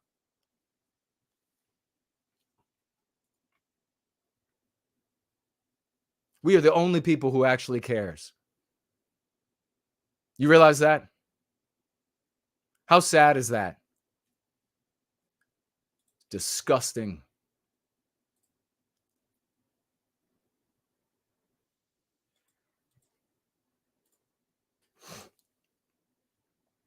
Happening all over the world, ladies and gentlemen. Anti-whiteism all over the world. The entire white race infected with what we have a weakness in ourselves for. This anti-whiteism, born out of selfish individualism, because we do not endeavor to achieve individual well-being by way of group well-being, which is the healthy thing to do. When Jewish people do that, when black people do that, when Arabic people do that, when Asian people do that, it is the most glorious, healthy, beautiful, wonderful thing. That whether you believe we have souls or not, we're in animal bodies. The most beautiful thing an animal can do. And what's interesting is that it happens genetically in animals that are lower down the ladder of intelligence in the animal kingdom. Water buffalo will protect the weaker members of the herd. Ants will give up their own lives for the colony. Bees will give up their own lives. Have you ever seen honeybees who haven't the slightest chance in hell? The Japanese imported European honeybees because of how productive they are. Sort of a metaphor for the white race. They are far more productive than the honey-producing bees in Japan that are native to Japan. And they have these hornets, these murder hornets in that part of the world. And the murder hornets are like 20 times the size. And they are equipped with mandibles, that's the jaws, that cut right through the bodies of the European. You can see these battles take place. These murder hornets will find the honeybee nest, and they are there to take the combs, the larvae, for all the meat, etc. And they will attack. And they'll be massively outnumbered. But it won't matter because of how powerful they are. Only a few of those murder hornets will die in the entire battle. Thousands of honeybees. The honeybees never stop going to war for the colony. They don't think a single moment for themselves. If they hated the murder hornets, they wouldn't get close enough for the murder hornet to hurt them. You can only hate from a distance. They unthinkingly, for their well-being, by way of the hive's well-being, attack these dinosaurs and get severed in half or get run through with a stinger that is longer than their body. We see this in the animal kingdom everywhere, including the human species, but it is the least representative, as far as I can tell, represented in Western kind. That is the weakness where anti-whiteism is born. That's why anti-whiteism was with us before any non-white people were with us. That is largely how any non-white people who could be violent to white people were allowed in Western countries. I want you to really think about this. As the white race developed travel that made it so easy to cross the expanses of the globe, that humanity used to just tell stories. It was all stories for thousands and thousands, whatever time frame you want to imagine. It was just stories about what was beyond, because nobody could travel that far. Whole lives would be taken up in the journey. The white race developed all these wonderful means of transportation, at least in my opinion, and the world shrank. Imagine a white race that did this, that didn't have the proclivity to anti-whiteism in us. The only non-white people that would be allowed in to our countries would be the ones that were beneficial to us and our countries, where it would be a mutual benefit for us and them. But the first thought would be for us. How can their presence benefit us? And then we would bring that person or those people or etc. in. That would be the only way. On the flip side, the only way that anti-whiteism in non-white people could get into the country, our countries, is if anti-whiteism was already here. That is the only way. There is no this asinine idea that, oh, golly, we were just tricked. Maybe the people who are saying that are dumb enough to be duped. But the white people who are in charge of our countries, nations, kingdoms, empires, etc., they weren't as dumb as you. They weren't told, oh, well, it's going to be all just roses when we come in. Never mind all this other stuff that you might be concerned about. It's just going to be roses. And they thought, oh, well, yeah, it's just going to be roses. What? It's not. And then when they find out it's not roses, they don't do anything. They're not like, okay, you're gone forever. That doesn't happen. The leadership were anti-white. They were already using anti-whiteism to empower themselves, to enrich themselves at the expense of the greater white population in the countries they dominated, in the adjacent countries, weaker, strong countries, etc. And then bringing in other anti-whites from other races was just part of the process of empowering and enriching themselves. So the remedy is to focus on anti-whiteism, to eradicate it. I had an idiot, I think I mentioned it to you on Tuesday, who showed up. He likes to just, J-Spurgs, they always like to talk about this. 109 times can't be wrong. I said, well, 110 times can't be wrong either. That's how many times your idea has failed, bitch. Have you learned yet? I mean, that's the difference between people who want to take responsibility and those who want a crutch, those who want an excuse to protect their little bitty egos. So, enter the scene, Ireland.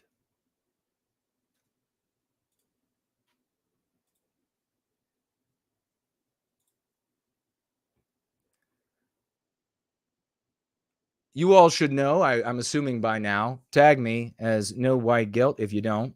And after we talk about Ireland, we're going to be talking about what Vivek Ramaswamy, we're going to watch a little bit of Fox News, and what he thinks is the biggest threat, because it gets loads of applause from a bunch of white boobies out there.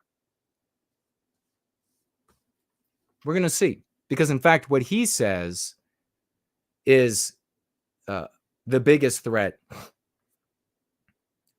to to America is actually in the inverse the biggest threat.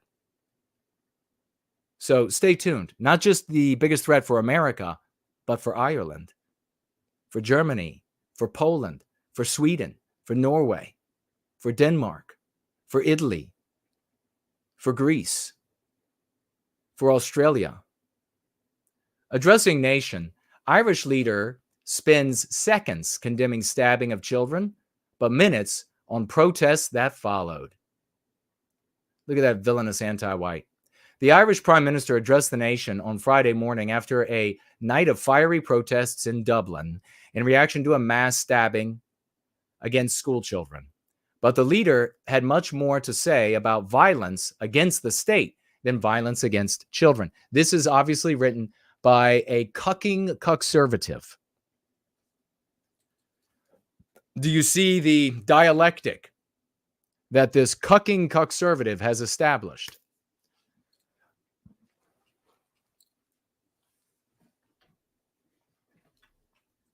So what happened was, last Thursday, an anti-white terrorist,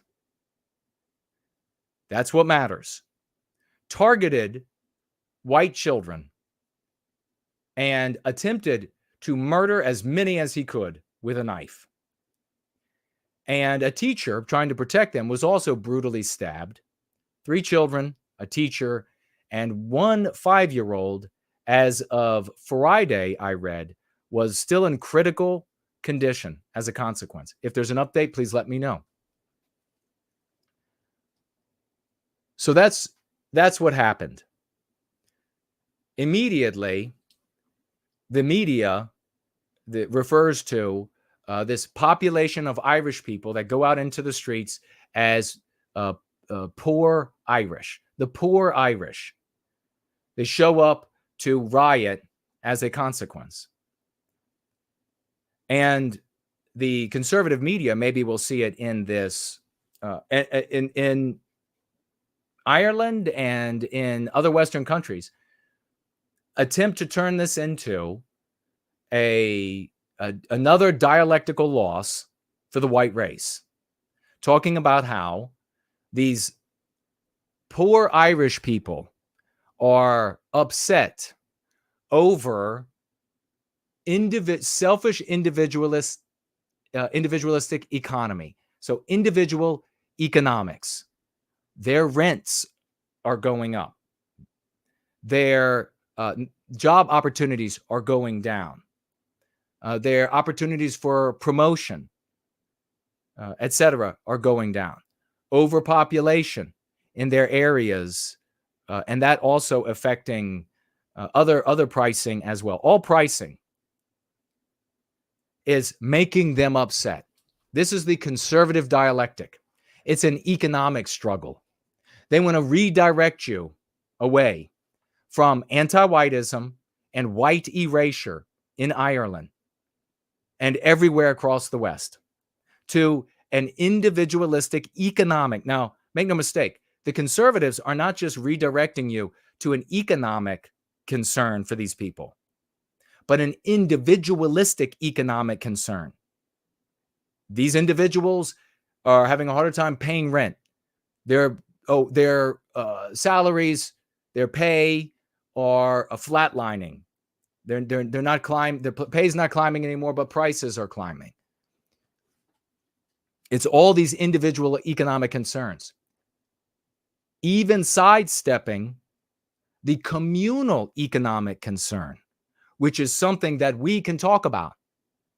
Communal economics and our victimization, as our victimization, is a useful and relevant argument. So communally, our people are suffering from rents going up, from wages going down. But the conservatives are not going to make that argument anywhere in the West, because that is a communal thing. That is a identity. That is a white identity thing. And these people who are getting, the conservatives who are getting all the money, they are anti-white too. All to varying degrees. So they want you talking about the individualistic economic concerns, individual economy, rather than communal economy, or even more important, biospiritually.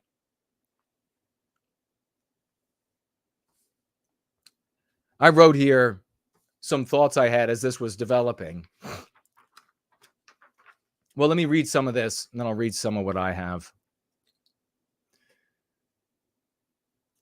The anti-white who runs this Tisich, who runs Ireland, is naturally going to give minutes or a minute or whatever to the children. And correct me if I'm wrong. Was this specifically a Gaelic school?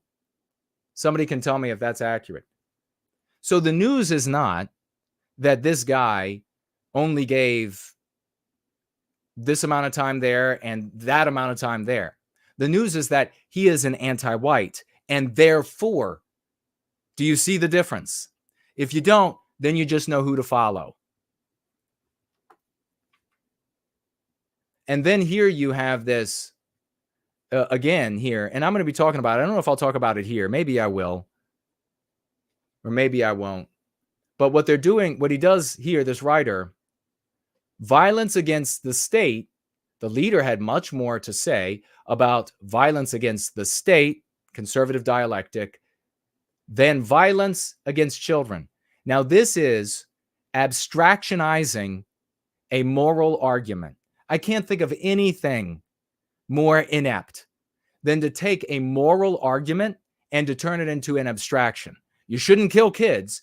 And that's just the way I said that is an abstraction. White babies, if these were white children at a Gaelic school, and if it's not white kids today, it'll be white kids tomorrow across the West, and this evening, and this morning, and throughout the night, are being murdered by anti-white terrorists. That is the moral argument, not the abstraction that it's wrong to kill kids. Who is this people abstraction? And when are they going to show up and start defending all that's theirs? Where are their pews? Where do their preachers and their demagogues stand before the people abstraction so that they can just come out of the woodwork and fight for their own? Apparently, they don't exist.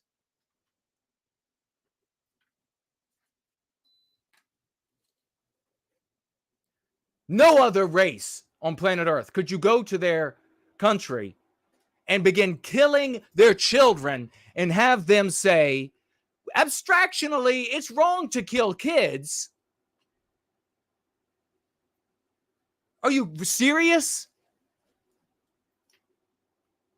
Leo can't be anti-white enough. Varadkar spoke about two terrible attacks. Why didn't he call them anti-white terrorism? That's what they are. People should be asking and shouting the question at this. Why aren't you calling this anti-white terrorism? Make him go before a camera and say, well, we don't think this is anti-white terrorism because. Please let him tell you why it's not anti-white terrorism. That took place on Thursday. One on innocent children, so it's two terrible attacks. And the other, quote, on our society and rule of law. Speaking for almost 6 minutes, the Irish anti-white, not progressive, politician spent 42 seconds condemning the man who loitered outside a school, you mean the anti-white terrorist, before launching a knife attack, and then 4 minutes and 20 seconds unloading on those who came out to revolt over, or to riot, over the attack that evening. Calling the multiple, I guess maybe it'll say it here, calling the multiple stabbings a horrifying act of violence. It's like a random thing. And that's what you are allowing them to do when you don't use the go free method, when you don't use these dialectics and these concepts. You allow them to turn this into a one-off. It's awful. It's a one-off.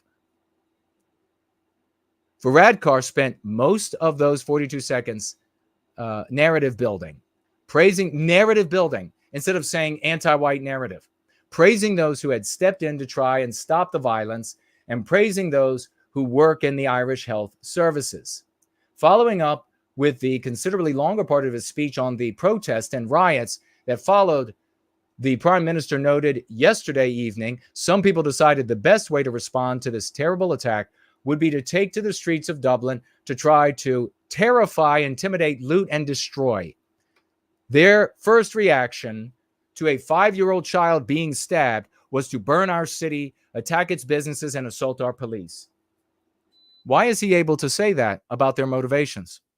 By the way, the anti-whites are saying, and predictably would be saying about this, that number one, these people that were out there burning and screaming and battling with police officers are just villains, ne'er-do-wells, and they're just waiting for something to set them off that they can then use it as an excuse to be violent. Why would they say that? Negating the holy and moral mission that could be theirs. Similarly, they're calling it a right-wing endeavor to villainize their adversaries in politics. So anti-whites to villainize their adversary that they would consider themselves left-wing because they're inside this anti-white narrative. Remember, we are the plow wing going right through all that shit. They want to demonize. They want to be in office. They want the sex. They want the prestige. They want the pay. They want the video cameras on them, right? So they're going to demonize. What evidence is it that it's right wing? What evidence? And you have these people who are the equivalent of fans in a stadium who immediately want to adopt that language, immediately identify the people out in the streets as our team. That's the right wing. That's our team. Falling right into the trap where the much brighter anti-whites want them to be.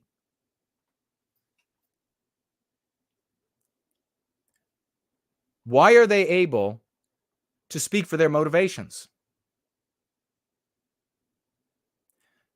Because they're not speaking in a moral way for themselves. That's why. If you stand up in a moral way, this community has demonstrated this 500,000 times. We keep doing it all the time. It works every time. When you speak up for our well-being, condemning those who victimize us on the basis of that victimization, on the basis of that anti-whiteism, they speak to what we say. all the time. All the time. That's what you have to do. When you don't do that, they get to tell the world what your motivations are. And what part of the world is relevant? Our brothers and sisters in their tens and tens scores of millions in that country and in other Western countries. Let's proceed. A little bit of a tip there. Those who protested and rioted, Varadkar said, had brought shame on Dublin, shame on Ireland, and shame on their families and themselves. And we're not real patriots. They are people, he said, who are filled with hate, who love violence, love chaos, and love causing pain to others. Varadkar did not take the time to speculate whether those who stab children might love any of those things also, however. Boy, that's a really weak-ass, impotent point you just made there. Well, you just drew a little parallel, did you? Did you? You just drew the little parallel that's been drawn hundreds of millions of times, that I've had to hear that many times. Hundreds of millions, it feels like. Do you see the hypocrisy? I don't give a fuck. It doesn't work. It doesn't do anything. The hypocrisy is only relevant for the purpose of delivering the concepts that deliver us.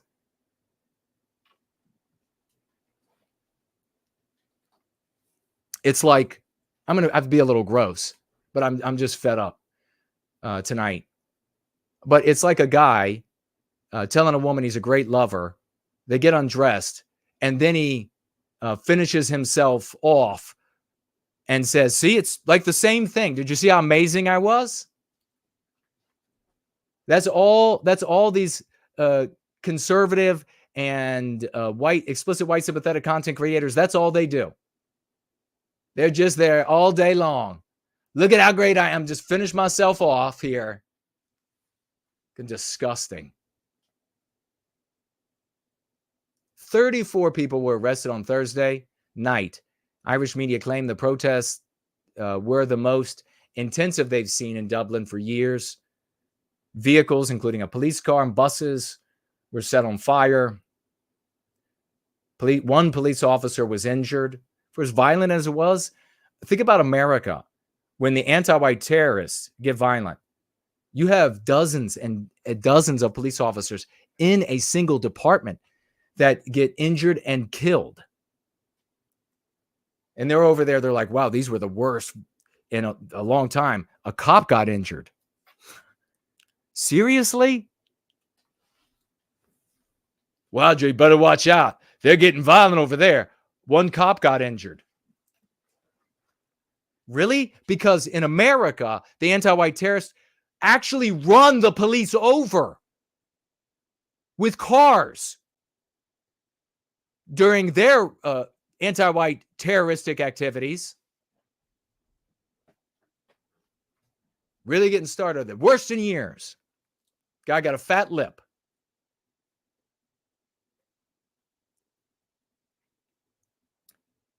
So then, because I don't know what the refrain is from, and I've been on X and I've been looking, I've been on the different socio-political websites that are alternative sites to try to see what's actually being said in the streets. Like, what the folks that are going out, what are they saying? Nothing that I can find. I find people who are not part of the activity, who are not part of the action, that are saying plenty. And what are they saying? Oh, it's the Muslims. It's the immigration. Specifically in Ireland, our brothers and sisters there will try to just say it's the immigrants, because to say it's the Muslims or it's the Arabs is an immediate visit from the government. It's immediate charges. And now there are even charges or investigation into Conor McGregor for just saying immigrants and immigration. So they try to keep it vague. So it's a white negative focus on the way people are born, and that people came in, the people who have come in to Ireland.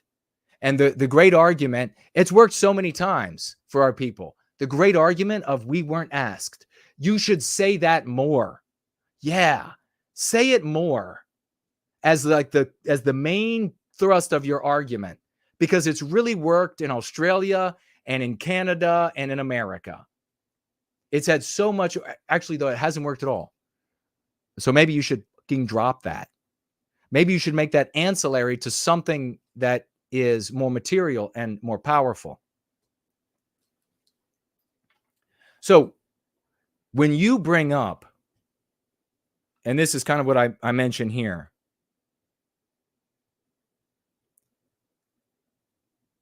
if you're saying in Ireland or in favor of our people there in Ireland that, quote, the immigrants are the problem, you're doing a couple things. We talk here often about the focus on others for the way they're born and the ramifications there. But right now, versus the focus on ourselves and the consequences of steps for ourselves. But what I want to focus on now is when you bring up this claim that it's the immigrants, in addition to demonizing yourself by way of the anti-white narrative, psychological warfare, manipulation of the world, anti-white narrative in the minds of our brothers and sisters, the people who matter, the people who we need to side with us for their well-being by way of our communal well-being. In addition to all of that, you also open the door to the anti-whites to allow them to tell the story of the immigrant, to allow them to bring the immigrants forward in their tears, in their fear of what's happening to them, in their stories of how they came from war-torn places and they were destitute and had nothing. And now they're the best in your country. Now they're the best in Ireland, making 6 and 7 figures here. They're on TV. They're in movies. They were hired to be the executives. They came from nothing. Their parents lived in plastic buckets that they found floating in the ocean that came over from Western civilization. And that's where they lived, in those things. They had so little money and they came to our country, and wouldn't you know it, they worked through all of the discrimination, and they can tell their stories about how hard it was growing up with all the white people being evil to them and persecuting them and discriminating against them. And now they are your betters. And they're magnanimous about how bad you've treated them because they just want what's best for our Ireland. That's what you enable them. You open the door for them to be able to share. Where does that matter? For whose ears does that matter? Those millions and millions of our brothers and sisters that we need to side with us. You do not want to give the person that you are, just to break it down to it like a one-on-one argument level, you don't want to cue them. You don't want to send a signal to their brain. You don't want to say something that gets them started on arguments that defeat you. Maybe they would have never come up with those arguments. The optimal thing, the thing that I'm able to do, that you can fantasize about being able to do, is I can cue them furtively, subtly, to get their minds going directions that undermine their arguments. That's the microcosm of the macrocosm that is the social interaction and dynamism of society. If you don't understand, you say, whoa, he's got it. It says it's working out. All these people it's working out for them. I'm going to do that. That's your response. That's your healthy response. That's the pristine response, the white response.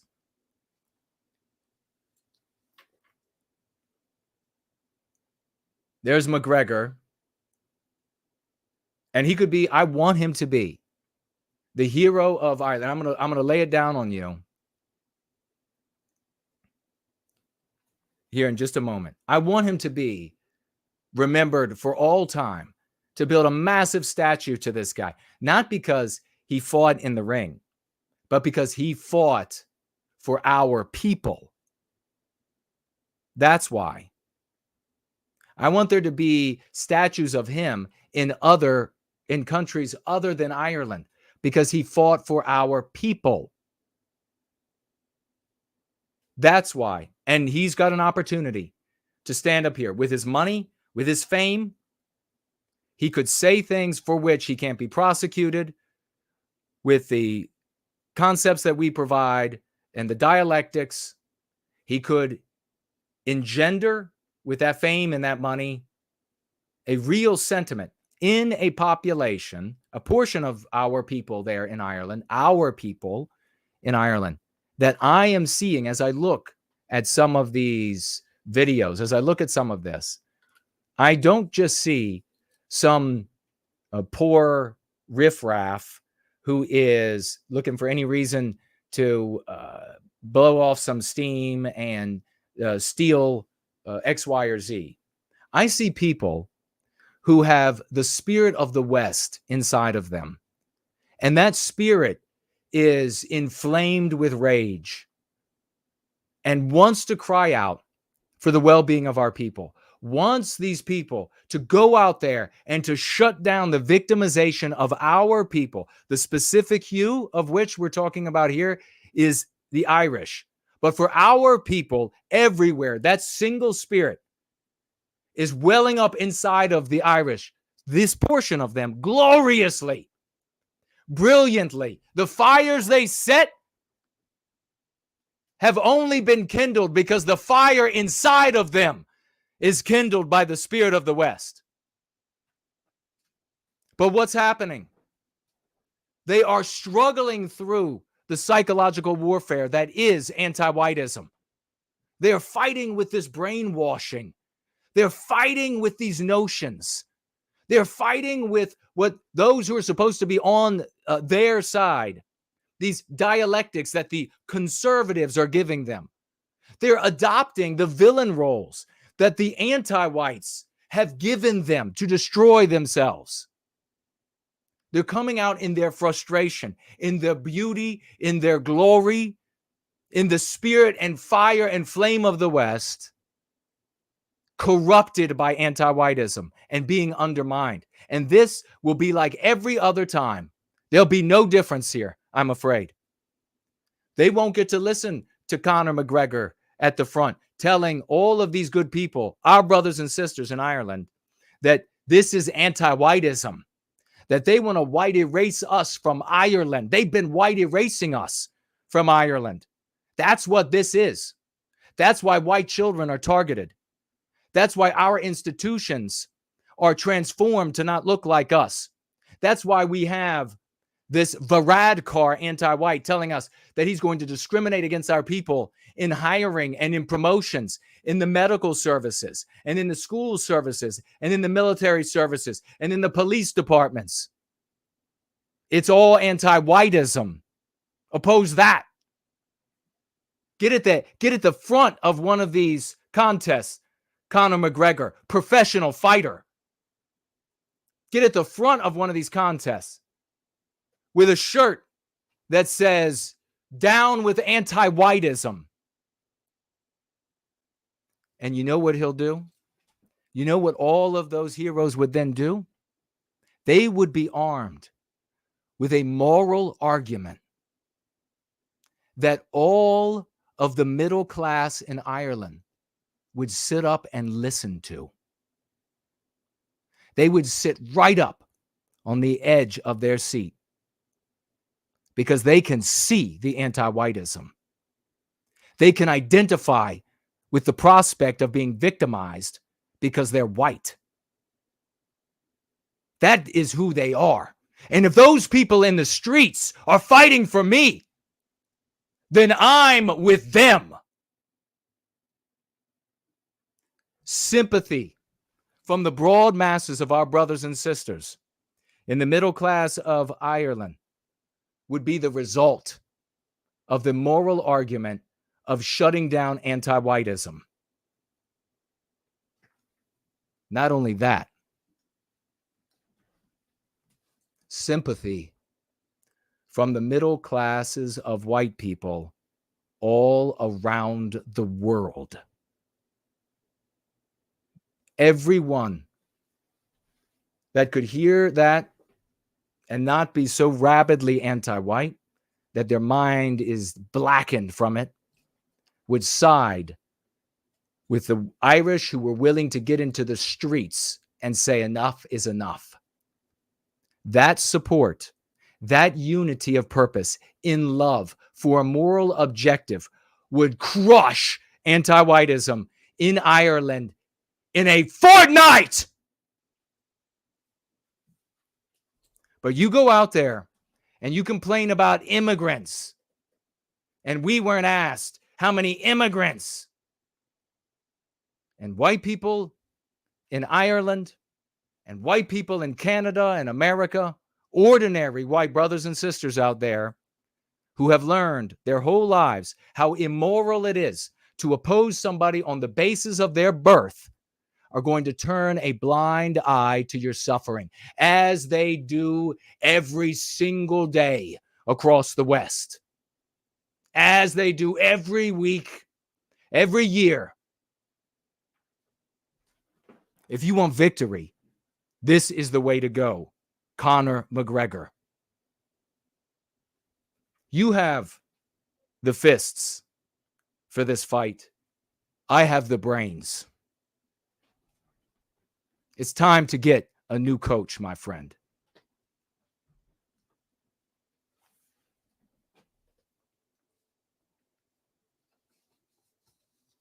It sickens me that we continue to have to suffer the horrors of anti-whiteism, that our people are so desperate and benighted, blinkered, blinded, that every effort to resist is futile every time. And the people, these knights of the white table here who have the answers, who are winning everywhere we go, achieving all of our stated objectives beforehand, that we say, we'll do this, this happens. We'll do this, that's impossible, Jason, then it happens. Instead of finding white people with class and dignity who will immediately stand up with us and take up the go free method, we find them turn their backs on us. And so more white babies at little Gaelic schools are going to get stabbed. They're going to get butchered. They're going to get carved up. While all of these Nazi tards and J-Spurgs and conservative slugs, Mayberry morons, complain about it in various ways, blaming various groups, shaking their heads, saying an extra malediction for the Jews today since white babies were cut up. Fuck you. It should be, we talked about anti-white, white people, and I said many a time that it should be the anti-white white people that the outcomes of anti-whiteism should harm, rather than the innocent white people, the rapes, the gang rapes, the butchery, the beatings, the lifelong intimidation, the loss of sense of safetiness, the loss of sense of self, the loss of our ability to express ourselves, so that we go our whole lives having to temper and be careful about every single thought. The psychological and spiritual injuring from that. And instead of getting to work with what works, you're going to say an extra curse. You're going to say, now I find this group over here or that group over there even more execrable than I did the day before. So I will execrate them even more. And if Jason and those no white guilt people, if they don't want to just execrate them with us, then they're a cult. Then they are Jews. Then they are paid by them. That's the white race that we have around us today, which is why I said the wealthy are going to have to come in and they're going to have to make sure the people through me get paid and the others get bled metaphorically. Because this is going to keep happening. This is just going to look at South Africa, our once great country of South Africa. This will just keep happening. We're going to keep having to see it over and over again.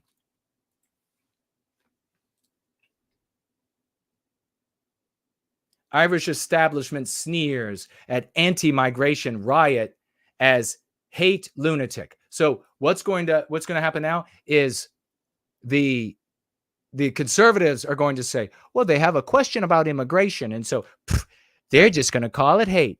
That's not the conversation. They jerk you all around so goddamn easily. It's unspeakable. It's so unspeakable how easily they manipulate the white population. And one of the ways they manipulate us is by way of that anti-white narrative, by way of the infection of it, by way of us all being inside of it. We have people like Vivek Ramaswamy and his arguments. So we should have a look at Vivek and his arguments, where that gets us. But I wrote this note down. Anti-whiteism caused these immigration in Ireland. Anti-whiteism perpetuates it. Anti-whiteism makes excuses for the problems it causes. Anti-whiteism is the problem. Does that make sense? Does that finally make sense? Fuck's sake.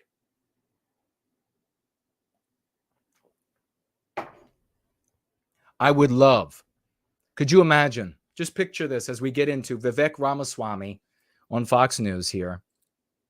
Imagine if we have, over the past 30 years, we haven't been subjected to leaders in the white sympathetic sphere, almost 30 leaders in the white sympathetic sphere, silencing me, bad-mouthing me, laughing at my ideas, telling me how they wouldn't work, how none of these concepts could be adopted because they're just cringe.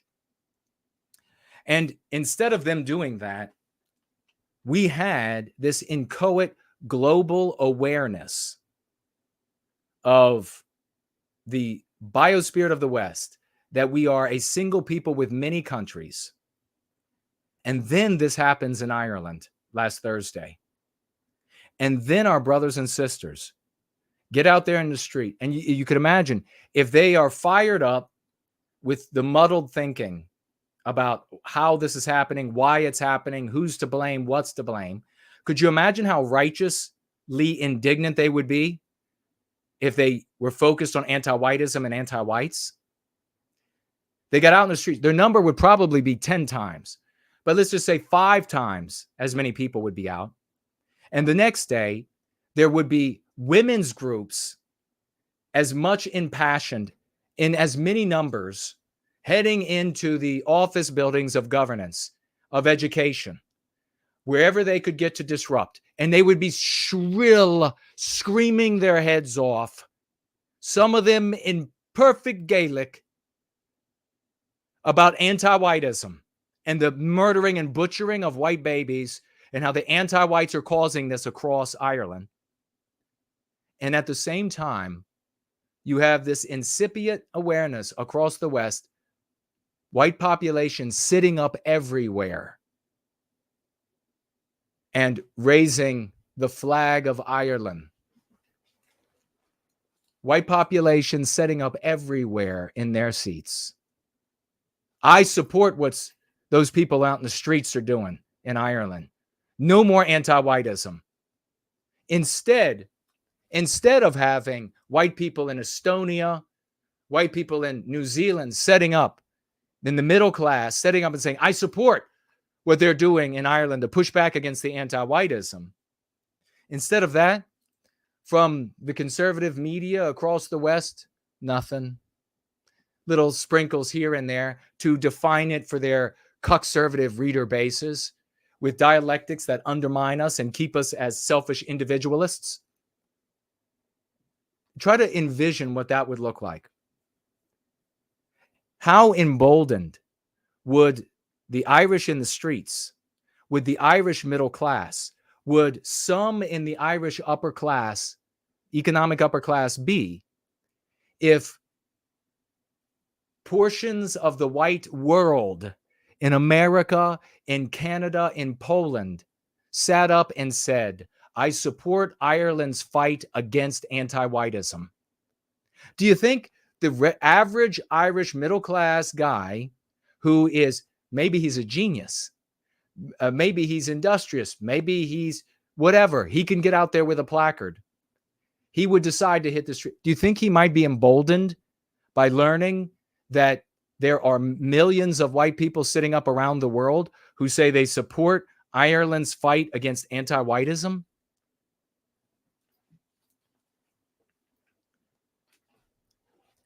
In case you don't realize, that is how anti-whiteism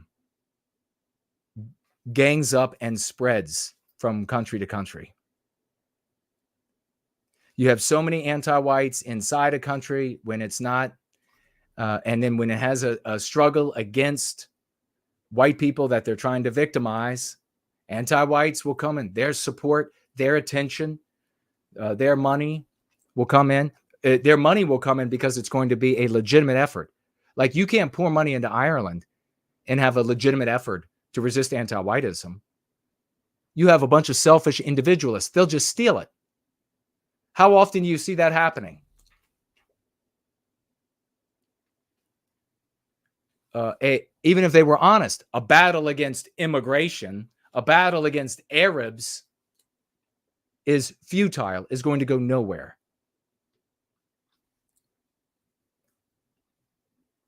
I don't know how long, you can have the recipe for success that we have and see the white race choosing suicide instead. Especially, who knows what these people in the streets, what they would actually think if they could hear what we have to say.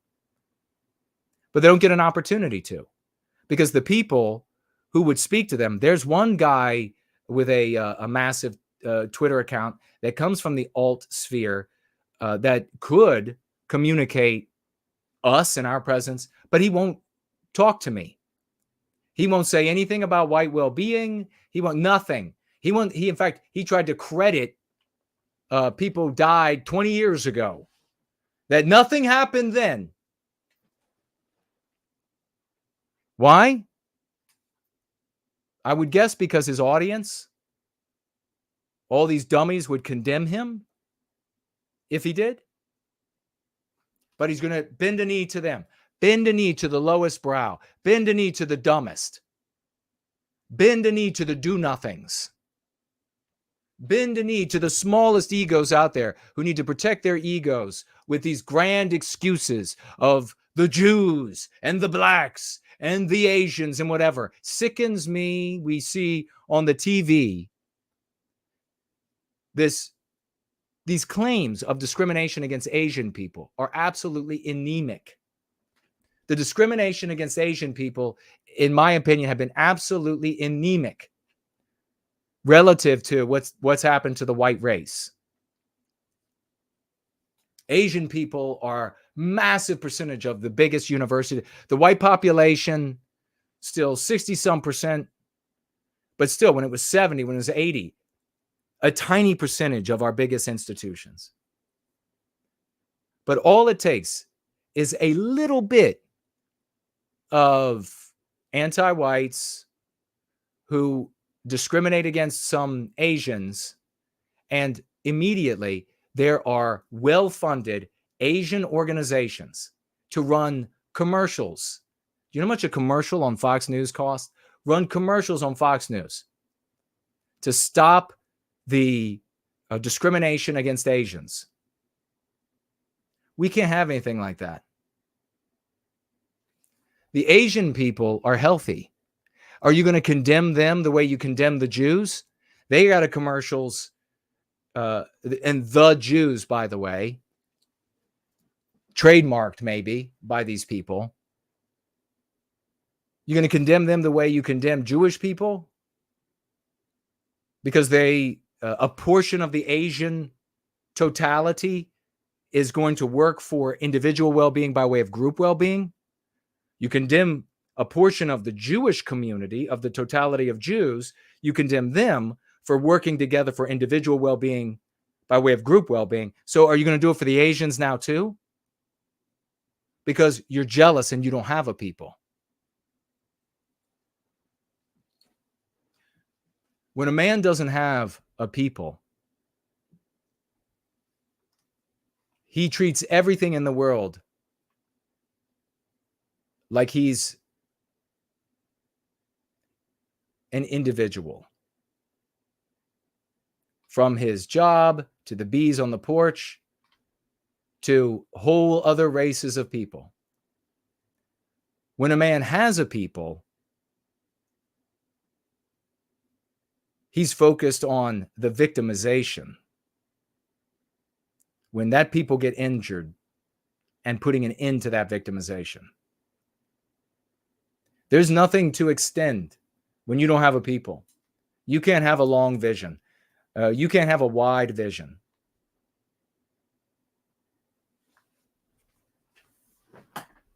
You can't say, oh, the girl in Georgia was butchered. And so what do we have to do to prevent more girls from being butchered? What do we have to do to remember these lifelong injuries, to honor what was done to her because white people before us didn't prevent that from happening to her? What do we have to do? That's on us. What do we got to do? When you don't have a people and you're an individual, you're just worried about maybe that happening to you. So you say, well, obviously got to get rid of the blacks so that doesn't happen to me. Now I've done something. Fucking disgusting. Telling me I've been wrong for decades. These little swine, these little piglets. And what has anti-whiteism done to us? It's given us Ramaswamy. 600,000 gotaways. Incredible. Jonathan, thank you. Well, it's been nearly 30 hours now, and the White House. What'd you say, 600,000 gotaways? That's the border of the United States. How can that happen? Because the white people before us remained selfish individuals. That's why the border's open today. Time to take ownership, white man. Time to take responsibility for what's happening.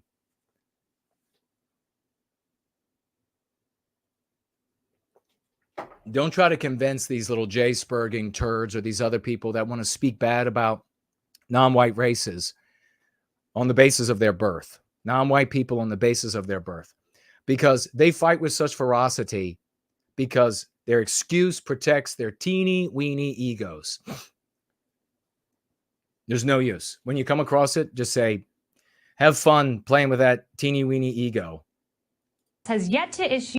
Tell me how the audio is relative to me. I just dialed it back. An on-the-record statement about, get this, why they honored a cop-hating terrorist. Transgender Day of Remembrance was Monday, so naturally the Biden White House felt they needed to make a statement. Today on transgender. I don't know if you saw this or not. The Biden administration honored a group, some number, like 12 transgender people that had been killed. And the list matches a list, the number-wise. I think she might even explain it here. So it appears that this is the list that they used. And this guy who killed a police officer was one of them. And that's why he got killed. How does that happen? Anti-whiteism. Because white men did not take responsibility for leading our people and the state that we were in. They're too busy blaming everybody else, too busy cheering on football, too busy buying the latest television, the latest flat TV, the latest car, the latest boat. Too busy doing all that shit. Too busy partying.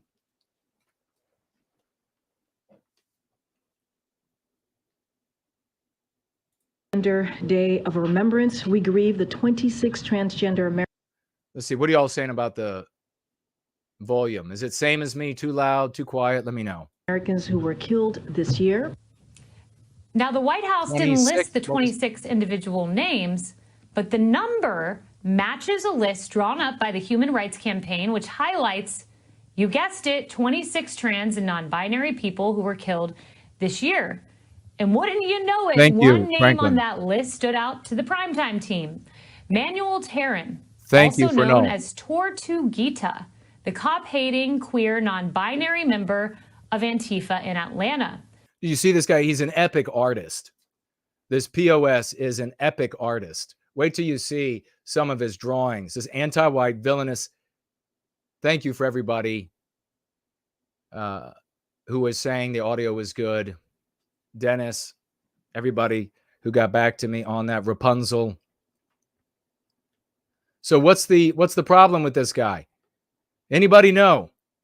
It's that he's anti-white. That's the problem with him. Anti-white. Why would he be celebrated by this group?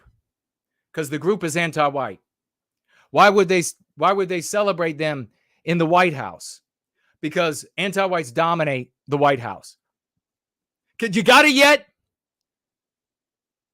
Have you figured it out? Where is the big funding coming in? Why does Musk make absolute do-nothing observers of the world, but not here? I'd say it's curious, too. We'll maybe talk a little bit later about Twitter and the censorship. His group is called the Forest Defenders, and they violently wreaked havoc all across Atlanta in the name of protecting the forest from a new police training facility. Tortuguita was killed during a standoff with state troopers in January after he shot and injured an officer. Now the Georgia Attorney General is indicting 61 of Tortuguita's comrades on RICO charges. So he wasn't killed, he was injured. And the AG wants to use Tortuguita's diary in the trial, arguing that he was a co-conspirator and that the diary reveals. What does Tortuguita mean? Is that Spanish for like turtle or something? What is that? The Forest Defender's motives and beliefs. In his diary, Tortuguita often refers to cops as KKK. And on one page, he says, quote, F12. I hope every judge, KKK cop, and bootlegger dies painfully and is remembered.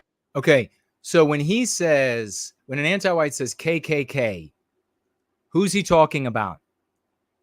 All the hands in the room should go up. The white race. There are no white people who are not KKK, Nazis, white supremacists in the anti-white narrative, in anti-whiteism. There are none unless they are fanatically at war with the white race and anti-white themselves. And increasingly, that is not enough. So he's not out there battling the Ku Klux Klan. He's not out there battling Nazis. He's out there fighting and killing white people. He's out there attacking white people. He just uses these slurs for the white race. So know who Tortuguita is talking about. White people. He wants to kill them all. In my opinion, of course. You can draw your own conclusions. As scum. I wonder if the White House knew that's how Tortuguita felt before honoring him. The pictures he drew, they're much worse. Here's one. Totally awesome artist. I'm surprised the White House didn't hire him to come and do murals on the facade of the White House. That would have been epic. Riot cops don't want to give us rights, so set them on fire. Did the White House know about? And remember, complaints about the police when it comes to anti-whites, anti-whiteism, it's never about non-whites. It's always about the system that the white race has created, the system of law enforcement. So the complaint about the law is another anti-white complaint. And they make it very clear when conservatives, when it's like a black cop, and a black cop by himself does something, or a non-white cop by himself, or border agent by him or herself does something that harms a non-white person, they come out and what do they say? The conservatives are always like, well, how can you be mad now? How can you be mad? It's a non-white person in uniform. And then the anti-whites are like, dumb shit. That system, that's your white supremacist system. So they make it clear. This is not like I'm drawing the curtain back finally. This drawing, look at that. Here's another one. Burn down police stations. It's fun and good. That's great. That's beautiful artwork. In all seriousness, I would not be surprised if in a couple years from now, his artwork ends up in a museum. You want to play some bets? I wouldn't be surprised at all. And it'll be some like traveling show through museums that'll say like the struggles against white supremacy.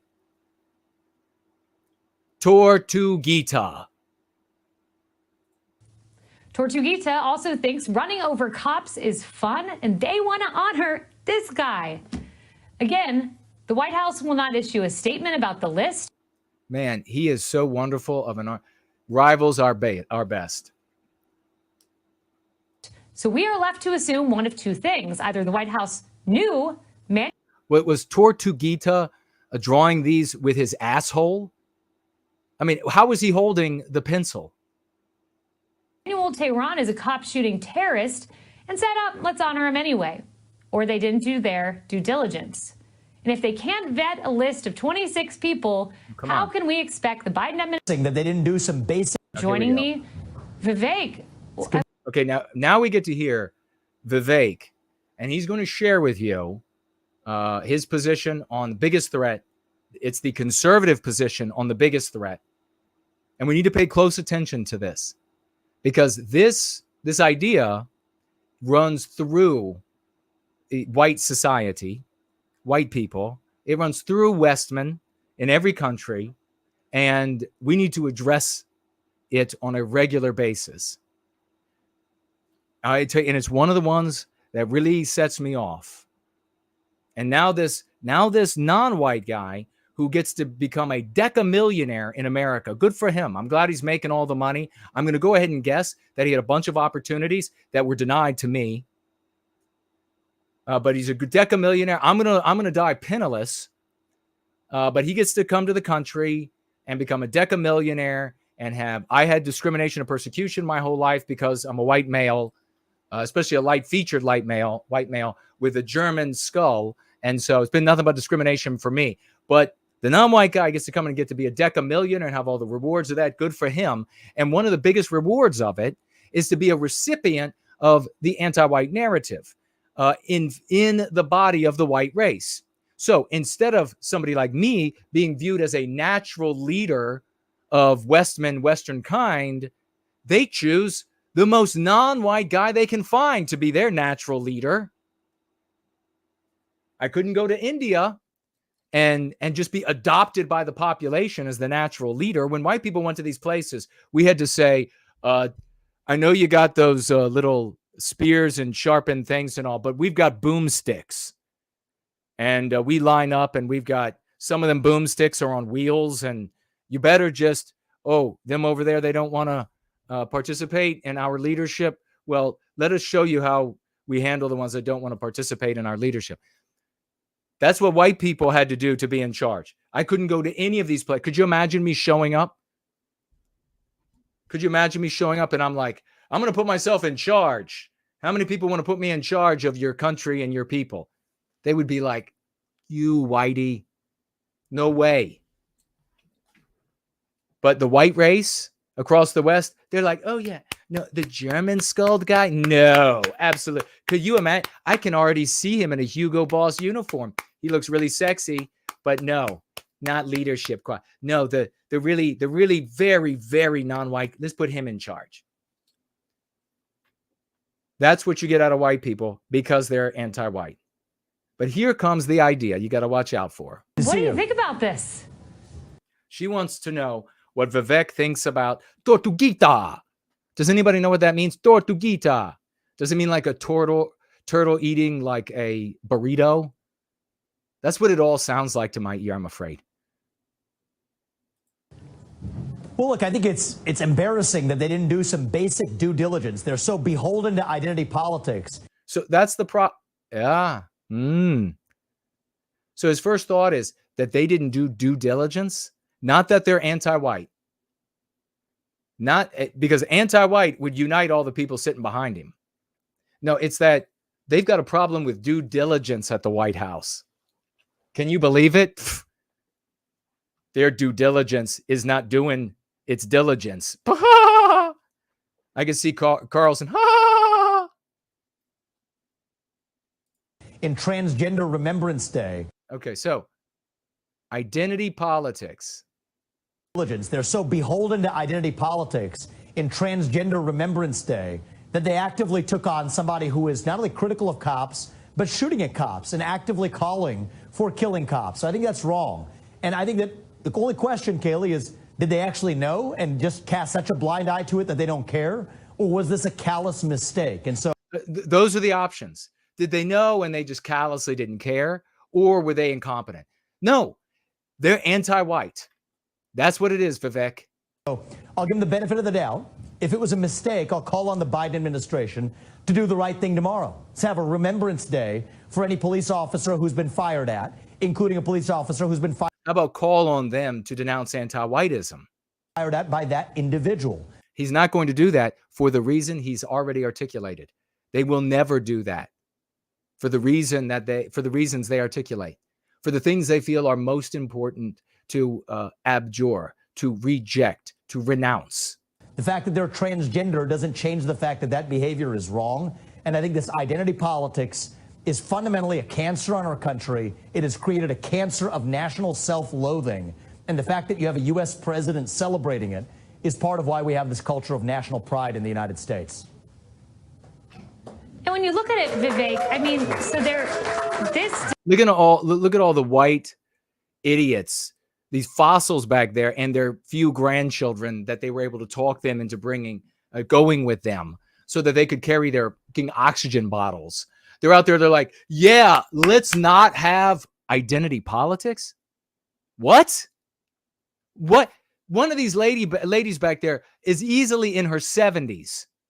How many years has she seen identity politics crush the individualism, the selfish individualism of the white race? How many? All of them. All of her 70 plus years, it's been happening. And she's going to applaud. Yeah, that's the worst thing ever. So, folks, this is the pernicious cancer and sickness in America, in Ireland, in the rest of the countries of the West, is the condemnation of identity politics. We need to find individual well-being by way of group well-being. The natural consequence of that is identity politics. It is identity, everything, identity, socio-religious behavior, identity, communal interaction. It is identity, everything. That is exactly what we need. We will never recapture our destiny. Never. As long as Ramaswamis out there are saying that the biggest cancer in the West, particularly the United States, is identity politics. Look at how the non-white people out there, and look at how the privileged groups all get together and they say our identity, and they keep winning, defeating us. That's the cancer. No, the cancer is you, buddy. You are the cancer. The rejection and condemnation of identity politics, that is the cancer. We got to address this in the white race, and we got to address it real fast, because the fact that we don't have identity politics for Westmen, for Western kind, is the reason why Ireland has their little babies getting stabbed, and Georgia has their little white babies getting stabbed. And that's why I put this guy's face right in the middle of those things and the hell that it's causing in every other aspect of our society. He is a perfect example at articulating regularly that identity politics is the problem. Has identity politics benefited or harmed non-white groups? And I wonder if when enough Indian descended people are in the United States, if he'll have such a problem with identity politics when it works to their benefit. I wonder, maybe he will. He'll still be seeking a vote from white people, maybe. And they're all diseased. The vast majority of them are diseased. But maybe he'll speak out of both sides of his mouth. Identity politics for us, but not for you. Today, got quite a crowd behind you. Transgender Remembrance Day. I want to cite a statistic for you. This is quite a crowd as one accidentally rolls away on her wheelchair. From the Washington Times. Grandma, when you look come at the back. transgender Grandma. community and you divide out the numbers, there's one homicide rate per every 100,000, well below the overall U.S. homicide rate. So it's just virtue signaling, identity politics, it seems. It's even worse than virtue signaling, Kaylee. Virtue signaling, owned again by the psychological warfare operators that are anti-white and work for the anti-white oligarchs. Owned totally again. They are signaling that they have virtue. Can you believe it? I guarantee you that this virtue signaling really got underway in the body of cuckservative-dom as a sarcasm. They've got virtues. Oh yeah, and then you keep saying that over time, and now it's just accepted that they signal virtues. And whose virtues? Well, I guess they're their virtues. Well, so those are genuine, like, positions that they hold that they believe are moral. Well, yeah, I guess so. So how are you going to defend yourself against people who are accidentally harming you with positions that they feel are moral? Well, I guess you can't. It's kind of like they've got you everywhere you turn when you subject yourselves to anti-whiteism without relief from the Go Free method. In the name of protecting against a tyranny of the majority, which was the basis of this identity politics nonsense, we've his whole speech, you hear it all the time from this guy. Created a new tyranny of the minority. That's what's happening. It's so wise. Could you imagine? You're going to fight against the abstraction called the tyranny of the minority.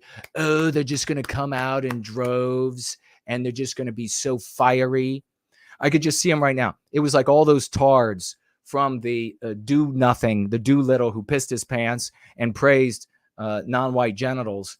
They go out there and they're yelling, reciprocity, reciprocity. I live in hell. This is my nightmare. This is my nightmare. That I figured it out and now nobody cares.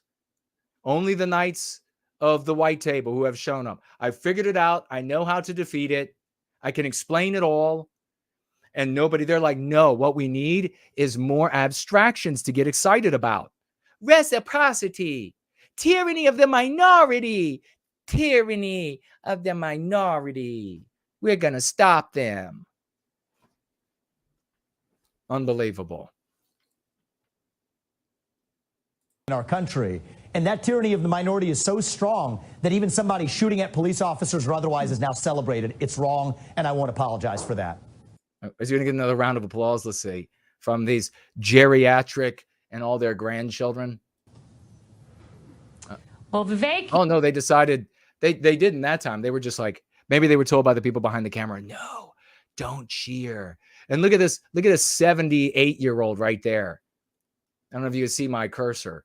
Some of these white folk who think this way, you know, Oprah Winfrey made that comment in malice, total anti-white malice. She said, if I remember, check it out to make sure I'm right. She said, some white people just need to die. Make sure that's right. Maybe I'm remembering it incorrectly.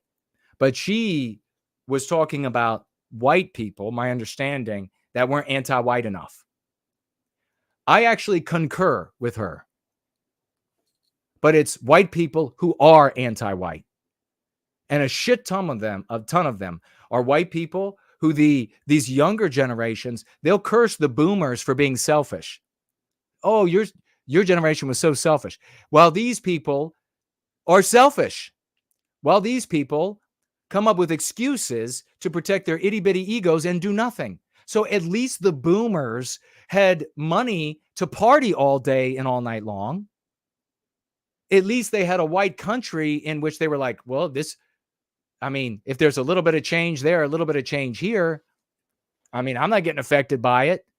These later generations are growing up in anti-white hell, and they can see how bad it's going to be for the generations to come. And they're like, I didn't do it. It's their fault. It's Kermit's fault. It's that gazelle's fault. It's the frog's fault. Whatever. And they sit around and do nothing. So who's better? You have two groups of selfish individualists. One of them has a white country that it's probably unfathomable that it could get this anti-white for the vast majority of them. And they've got all this money. You could be a working man. You could be a working man and have 2 cars and a family vacation and easily buy your house and have your lazy boy. Everything was wonderful. Buy everything. Perfect. You could have extra money to go buy a little something else. Right? They were busy living it up. The folks now, they don't have shit. They can't pay their rents. They can't buy shit. Every day, the anti-whiteism is more palpable, more in your face. The anti-whiteism is more blades butchering up your white flesh. And you do nothing but make excuses to protect your itty-bitty egos. 2 minutes, and we'll be right back. So we've been told to just stay quiet about this whole case right here with Jussie Smollett and Bubba Wallace and all the other hoaxes out there, or else we're terrible people, you know. Well, the truth was exposed, but listen. One must ask why one would want to fake a hate crime. The answer you will find is smoke the master hate mind. Jussie Smollett's not a liar, he's an anti-white scum. Darryl Brooks is not a car, he did mass murder and hit and run. ESPN is still pushing this falsified news narrative. Well, shit, Bubba, maybe you should be in the air for some clarity. We don't ever get the truth whenever it comes to this hate for us. These are the simple steps whenever it goes this way for us. It goes 1, call it a lie when it's a hate hoax. 2, they won't talk about it, now the scapegoat. 3, bring it up again once everyone forgets.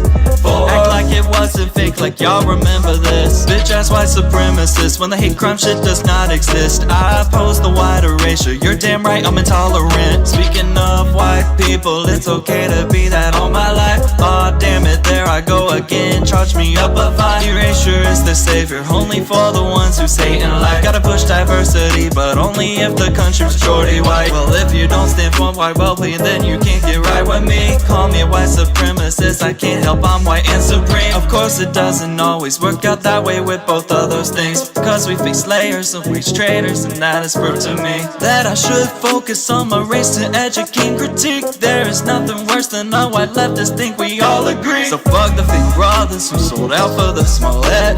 I'll never work against the fam, my life I risk for all of them, cause we truly need justice, and you cannot justice. I know they'll try to hush this, but come for me and I'll bust this. Plus there's a whole lot of hunkies that will be mad if I'm dead, and it ain't nothing to them for taking off with your head. Yeah, every one of them keeps that power, in case you try to them like how we'll handle ourselves properly. Going free, you can't stop to see it go. 1, call it a lie when it's a hate hoax. 2, they won't talk about it, now the scapegoat. 3, bring it up again once everyone forgets. 4, act like it wasn't fake, like y'all remember this. Yeah. Just some things for y'all to remember. I'm fulfilling my prophecy by breaking this down for you logically. And this is the only song I've ever used autotune on. I'm just having fun. Yeah. Exactly what people think, and this is extremely dangerous to our democracy.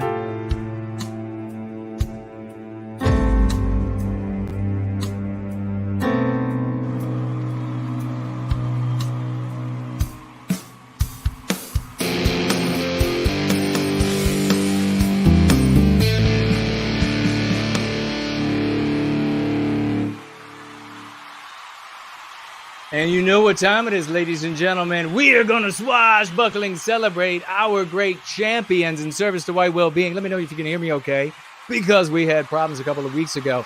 But we're going to start off. Get out your raucous emojis. Get out your 07s, your 007s, your salutes. You want to celebrate these people. And we're going to start off right now grabbing a...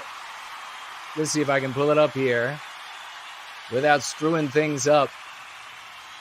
We had the great No White Guilt clips bring to my attention a couple of great victories here.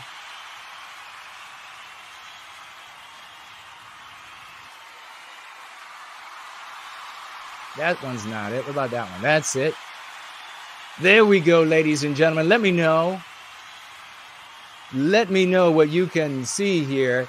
It says here in my tweet, Team WWB made this and much more happen. Let's salute the outreach team, Team White Wellbeing, ladies and gentlemen, and everybody working on Team White Wellbeing. Amazing people. We need swashbuckling. That's what this is. These are the swashbuckling announcements. It goes on just for a number of more seconds. So celebrate with some swashbuckling flags. They use a strategy to spread specific concepts that change the conversation to favor white well-being.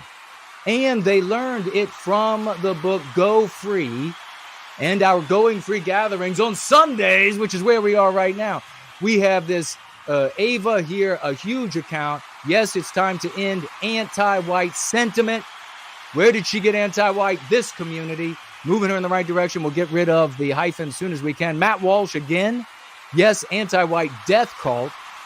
He writes on Twitter, another big champion there, Matt Walsh, King Walsh. And then we have Jack Posobiec using anti-white as well. It's just coming up again and again. These are the concepts that we have been spreading for years, and it is because of our efforts creating these concepts and promulgating these concepts that they are in the mouths of the world around us. Make sure you are cheering like the people cheering now. Let everybody know it has been this service that has changed the world for white well-being.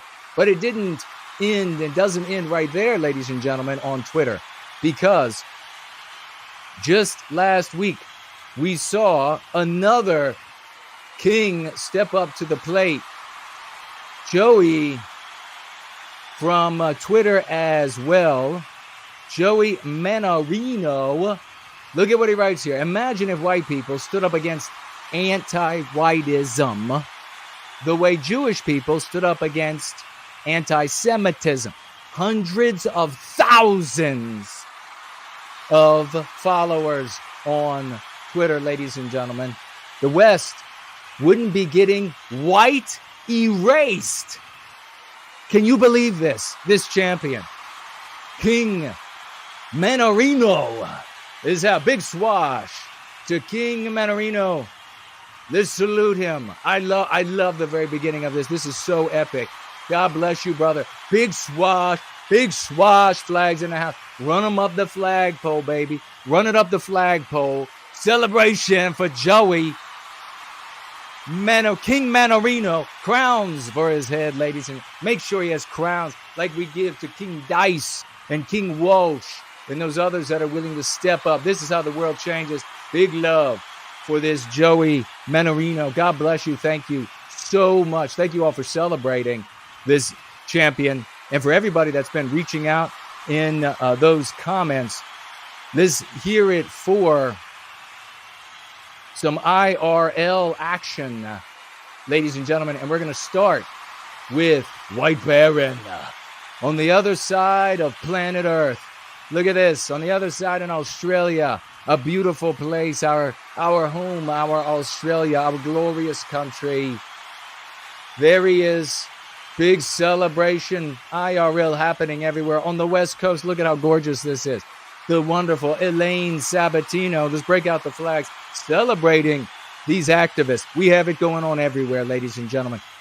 IRL, online, targeted swashbuckling operations. Big swash. And ladies and gentlemen, you know, if there's anybody out there, there's a wallpaperer by the name of Franklinator. Look at how splendid this is. Look at how glorious this is. It is constantly. It is glorious. It is non-ending. It is Franklinator. If you ever need your house wallpapered, I think you're going to know what style you're going to get. No, you don't know. You don't get that. No, you get this. This is what you're going to get on your walls in Virginia. God bless Franklinator and all the hard work. God, unbelievable. Isn't it? Make sure that guy gets some swashbuckling. I'm going to actually buy him a swashbuckling flag, and I'm going to write something gorgeous on it. It's going to be beautiful. Everybody's going to say so, and we're going to present that to the great Franklinator. What a true epic champion, if there ever was one. Let's wrap up these. We got just a couple more. We want to say big thank you to some champions I've seen on Twitter. I want to salute them. I want to celebrate them with a swash. They're not the only ones, ladies and gentlemen, but they are some of the ones that I have seen over the past week again. A couple of those names again. So let's give it up for this week, Robert Hartley. And folks, if you're kicking ass, the spirit of the West sees it. He knows. If I didn't see it, he knows. I'll find out somehow, and we'll be celebrating you. Give it up for Biospirit of the West. This man is unstoppable in service to white well-being. He is tweeting. He is commenting. All of it is effective. All of it is genius. He is the leader of the OT. Give it up. We have over here Grace Smith. You know her as Rapunzel. She's been at it. She's been epic this past week in service to white well-being. We have Western Kind over there. Give him big swash. Just the missus has been epic over there on Twitter. Homeless Bear with that new, I don't know if he created that meme, the way to make the hard pill go down. I love it. Make sure you share it. I'm going to share it, and I am going to push it with money on Twitter. We have Shauna Shaw, who's mixing it up in the comments, along with Melissa, mixing it up in the trenches, not giving any ground to the anti-whites. Give these people some swashbuckling flags. And we end with a name that we used last week as well, the Blue Flame, whose blue flame is as blue as it comes, as blue as the sky, that we conquer our destiny back from the anti-whites under. God bless it. Cheer every single one of these people, and we will be right back.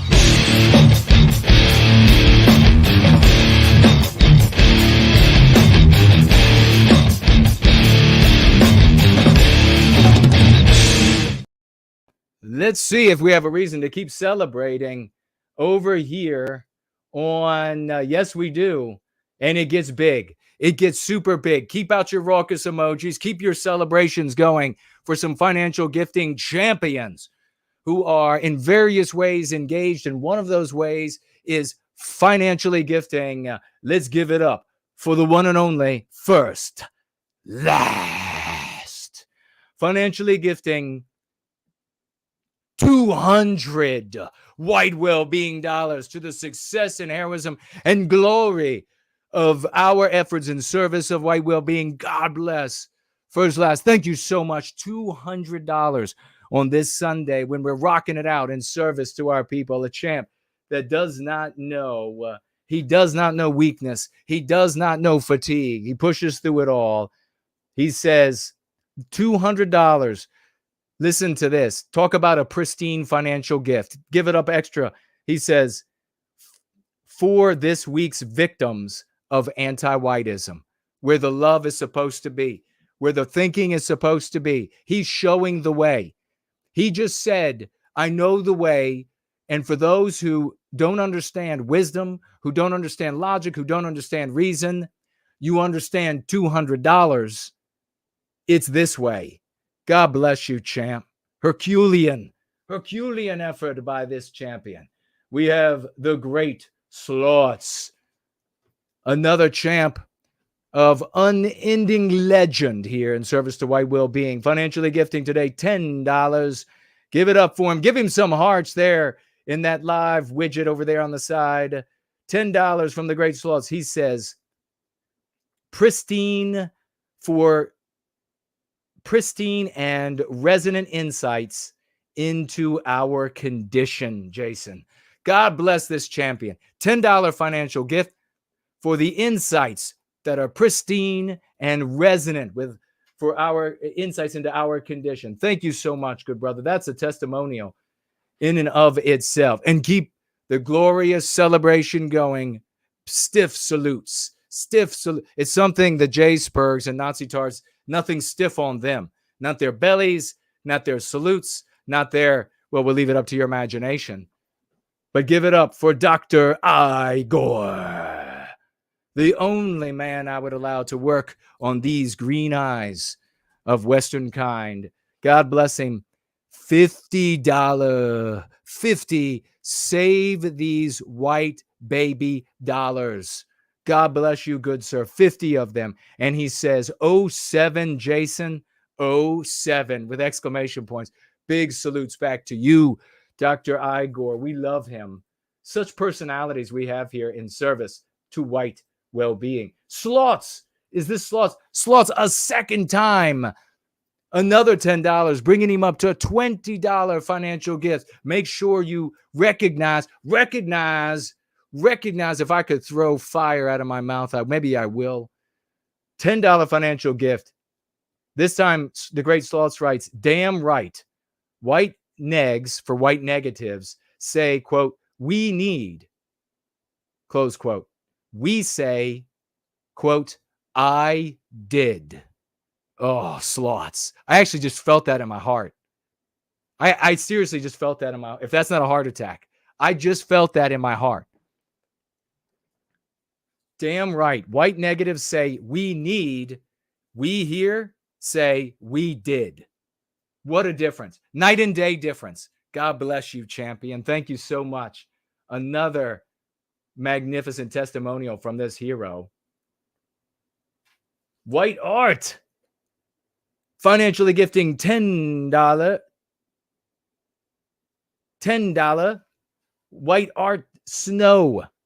$10 financial gift. Thank you so very much. And writes, for white well-being.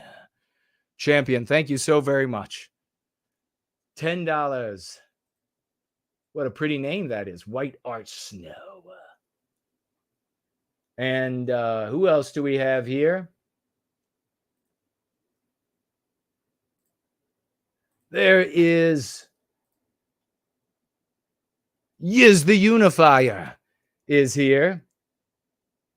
$5 financial gift. God bless this hero. She's got a brand new show. She'll tell you all about it in the live chat. It's glorious. Check it out. I wasn't able to be there.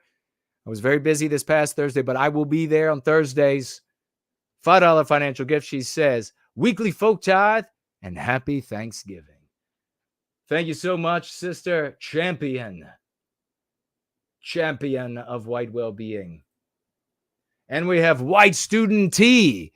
The great White Student Transmission appeared on another program he was interviewed on. He'll tell you about it, and he'll mention it in the live chat. $5 financial gift. And he says with those $5, folk tithe. A big folk tithe. Thank you so much, dear brother. I really appreciate it. We need to be folk tithing. Ladies and gentlemen, we need to be folk tithing. $5 folk tithe. And he's got a little pumping white fist and a smiling or almost growling emoji. I love it. Thank you so much. Wow. Champions have really shown up tonight.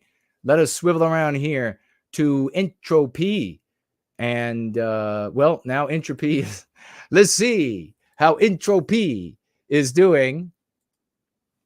And we have some celebrations over there on Entropy.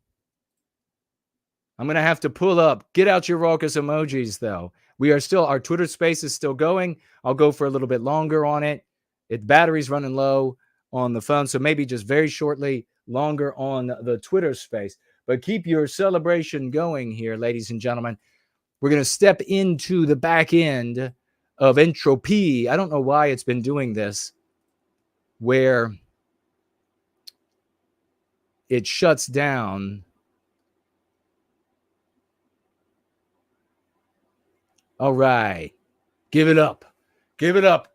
Loud and raucous emojis. Loud and raucous. Crowns and gems. Crowns and gems. And maybe if there are mics, drop mics for Dude Bro Moment. Financially gifting 50 white well-being dollars. And how do you know they're white well-being dollars? Because he says for white well-being. We're ending anti-whiteism here. For white well-being, Dude Bro Moment is a big part of that.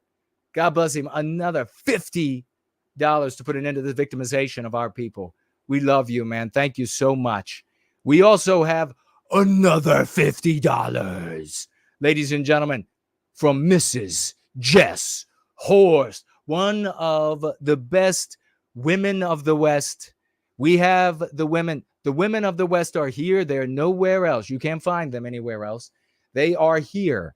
Most places elsewhere, you're going to find these white women that are like the hot dog factory. Here we have Mrs. Jess Horst, woman of the West, financially gifting $50. God bless you, great sister. Promethean greetings, sir. NWG. Happy to be here, listening to a pristine message, exclamation point. It is a pristine message. Thank you for using that word properly.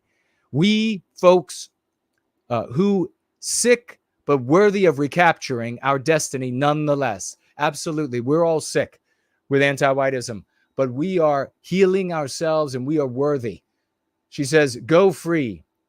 Implement it in your heart. Implement the go free practice in your heart. Listen to this testimonial that she's giving. You implement it in your daily actions. Share the dialectic, the message, little by little. Share it with your family and friends. 3 white heart emojis. This is a woman who has shared it with a baseball team of children, with her wonderful husband, her family. This is a woman who is filled with love, ladies and gentlemen. That is a testimonial to share. God bless you. Far better. That's like the $50 financial gift plus like 6 more zeros in testimonial. God bless you, Mrs. Jess Horst. We also have, to keep the raucous emojis going, ladies and gentlemen, keep the celebration going, $25 financial gift this time. 25 from Mr. Bloom. Mr. Bloom is with us. Great to see you, with a glorious Union Jack in the background of his avatar. $25. He says, hi, brother. I hope you're doing well. I have not managed to catch a show in a good little while, but glad to see you're still here battling the evil that is anti-whiteism. God bless you. God bless you, Mr. Bloom. And Mr. Bloom wasn't done there, ladies and gentlemen. That's how many crowns you need to give for Mr. Bloom. Gems for his feet on his triumphant return. Raise the swashbuckling flags as he returns today. He's been away for a while, and he shows up today with 25 and then 50 more dollars, bringing the total financial gift from the great Mr. Bloom to 75 white well-being. Protect the white baby dollars. He writes, with these $50, in addition to the first 25, a lot of the so-called British normie conservatives, the ones we call vagues, that he knows, who have the default boomer hatred of Ireland because of the worship of the monarchy, hatred of the IRA, etc., are finally starting to realize that anti-whiteism is against us all. Absolutely. Thank you for mentioning that, brother. As I shut down the Twitter space, as the phone dies, thank you for mentioning that. He ends with this. He concludes with this. This is encouraging, but also frustrating and sad that it takes the death of children for them to notice. It is encouraging, brother. It's sad, but it is indeed encouraging. Thank you so much for your financial gift and for that observation. Truly beautiful. Thank you for where that love comes from in your heart. And thank you for all you do in service to white well-being. We need to be there with the concepts that liberate the minds of our brothers and sisters from the anti-white propaganda, this psychological warfare called anti-whiteism. We also have a financial gift here from Irish Christ, $5 financial gift. And Irish Christ writes this: I support Ireland's fight against anti-whiteism. Well said, brother. He says, I also support backing my charges of anti-whiteism up with my fists. No forgiveness for the anti-white. Well said, brother. Call out your victimizer. Amen to that. Well said. Support for our brothers and sisters in Ireland, and let them cry out in a single voice against the anti-whiteism. And as magic, my friends, I promise, the white world will take heed to every word thereafter. We also have Lenny financially gifting $3. God bless you, Lenny. And he says with these, thanks and God bless from Ireland, our once great country of Ireland, and we will free it again from the chains of anti-whiteism. God bless you. Big salute. Stay safe. Take the Go Free method to all of your countrymen and free them, liberate them from the chains of anti-whiteism. So beautiful, ladies and gentlemen. I'm going to turn now to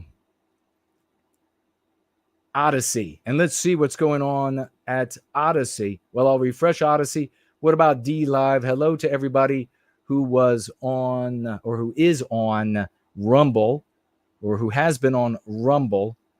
Give it a like. It won't matter because Rumble censors me. I never show up, no matter how many people are watching, no matter how dead the streaming platform is at a particular hour or time. They never recommend me. But a hello to you over there on D Live. Looks like we have, and I think this was from last week. It was Hartza. Oh, I can read it now. I don't know why. Hartza that gave that diamond last week. Thank you so much. And we have Belle Ann. Hello, that's just followed us. Thank you so much, Belle Ann. You have come to the right place. Here we love.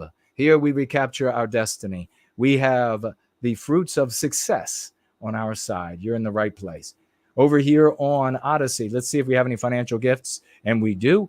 We have Huda Thunkit over there financially gifting 5 library tokens. That's your cryptocurrency. He says, only when rage against the victimization of our people is expressed against the system does it become unreasoning. But when obstruction to anti-whiteism happens and there's violence against the avatar of Western kind, does it get talked about as a systemic issue? Perfectly said. An observance or observation on the article. Very well said. He also financially gives 5 other library tokens today. Thank you, brother. Who'd have thunk it again over there on Odyssey. And this time he writes, with those tokens, anti-whites are so effing pathetic. Every minute of every day, they can't imagine loving themselves enough to give a damn about the lost time and lost opportunities our people experience from anti-whiteism. It doesn't sting their conscience. They become unthinking, violent brutes. Another well-said comment. Thank you so much for your comments over there on Odyssey. Fighting off with a stick of fire the trolls and anti-whites who show up there. God bless you, my good brother. I'll turn back to you all and your comments in the live chat here on YouTube. and we will proceed with our gathering today. It's that time for you to really reach out to me with questions or comments, tagging me so that I can see and respond. Sometimes I will see, but most times I won't if you don't tag me. So please, have you enjoyed our visuals that the great Maximilian von Fock has, our AI, has put in the window? These are different places, live shots, all, of course, of Western civilization. We are enjoying these live shots of autumn in the Northern Hemisphere.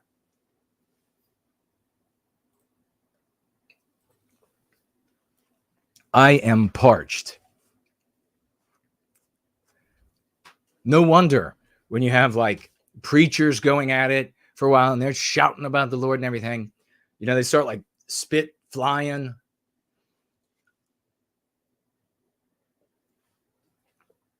Oh, I better pour me some more. Need some more water. We should dig up Tortuguita and have him bring my water to me. Make him like a marionette, serve Western kind until he does return to ash. That's a bit macabre, but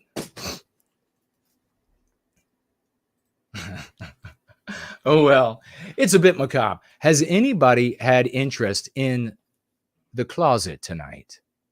I wonder what's in there. Let me see what you all are saying. I see Hank Soul Man. I got to try to recover. I have to try to recover my voice here. Do you remember a couple of years ago, I would be with those really long streams, I would be shouting, angry for so long. My voice would go. Y'all didn't realize, at least I don't think, I had to get like close to the microphone because the sound coming out of my mouth was not loud. I just kept going, and then eventually it would start coming back. I would just get closer and closer to the microphone. Victorian Time Traveler is here. Wonderful to see you. He says, the speed of the white erasure of my hometown within the past year has been greater than almost anything I've read about anywhere. Oh my God. Please watch out for your safety. And remember what we say here, that if you need to relocate to more safely serve white well-being, because your base of your life, your income, your connections, everything you need to have a nice, stable life, the safety, that environment is a big part of that. So if you need to redeploy, then keep an eye out, because if it's getting bad really quick, we don't want anything to happen to you. Thank you, though. June is here. Welcome, June. Great to see you. She tagged me on Subscribe Star. Well, thank you. I will have a look there. I will refresh it now, so I will. It'll be there for me as soon as I look back. Thank you. Private Life is here. The great Elaine Sabatino and cool Papa J Magic. Hank Soulman says, do you think Geert Wilders is a positive win for our folk in general? Will it have positive effects throughout Western kind? Is it a win? Great question, Hank. I haven't had a lot of opportunity. I remember Geert from when he came to America many, many moons ago. So he's not like this new quantity. And generally speaking, though, if a politician is not at the head of a new lens and contextual shifting mindset, then he's trapped by all of the same forces that all the other politicians are trapped by.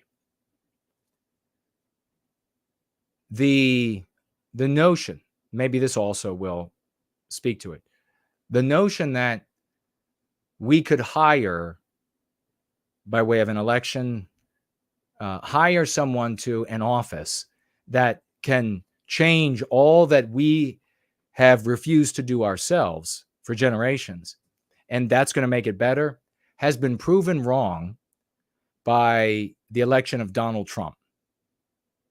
So, are there positive things that Geert might represent, or positive effects that we could take advantage of, and therefore make those effects positive? So they're not positive in them of themselves. They are what we make of them. Yes, I'm sure there are going to be opportunities there. I would use his election to talk about white well-being, to talk about anti-whiteism, to talk about our victimization and the recapture of our destiny.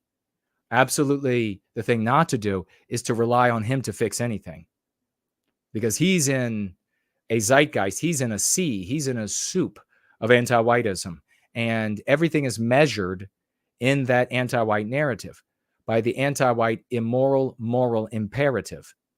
And the dummies will say, who cares what they think is moral? Well, you should care, because the rest of our white brothers and sisters do as well. And that's the reason why so many white people across the West are just ignoring the Irish people who are out in the streets and frustrated. So we've got to use Geert where people are familiar with him and interested in those socio-political issues to advance, introduce the concepts that we share here. It would be fantastic if you could get Geert to use anti-white, to use anti-whiteism. Could you imagine for him to say, we're not going to have anti-whiteism anymore. I'm waging war on anti-whiteism. That would be revolutionary, because he would be introducing a new moral imperative, the white positive moral imperative. So as I was saying, if he remains in the anti-white narrative, then everything he does and says is judged by our brothers and sisters by the anti-white immoral moral imperative, and they will sit idle. We've seen that. Look at America. Look at South Africa. It's just everywhere. It's the same. So that's the thing. That's the fulcrum that has to change. And then everything can change.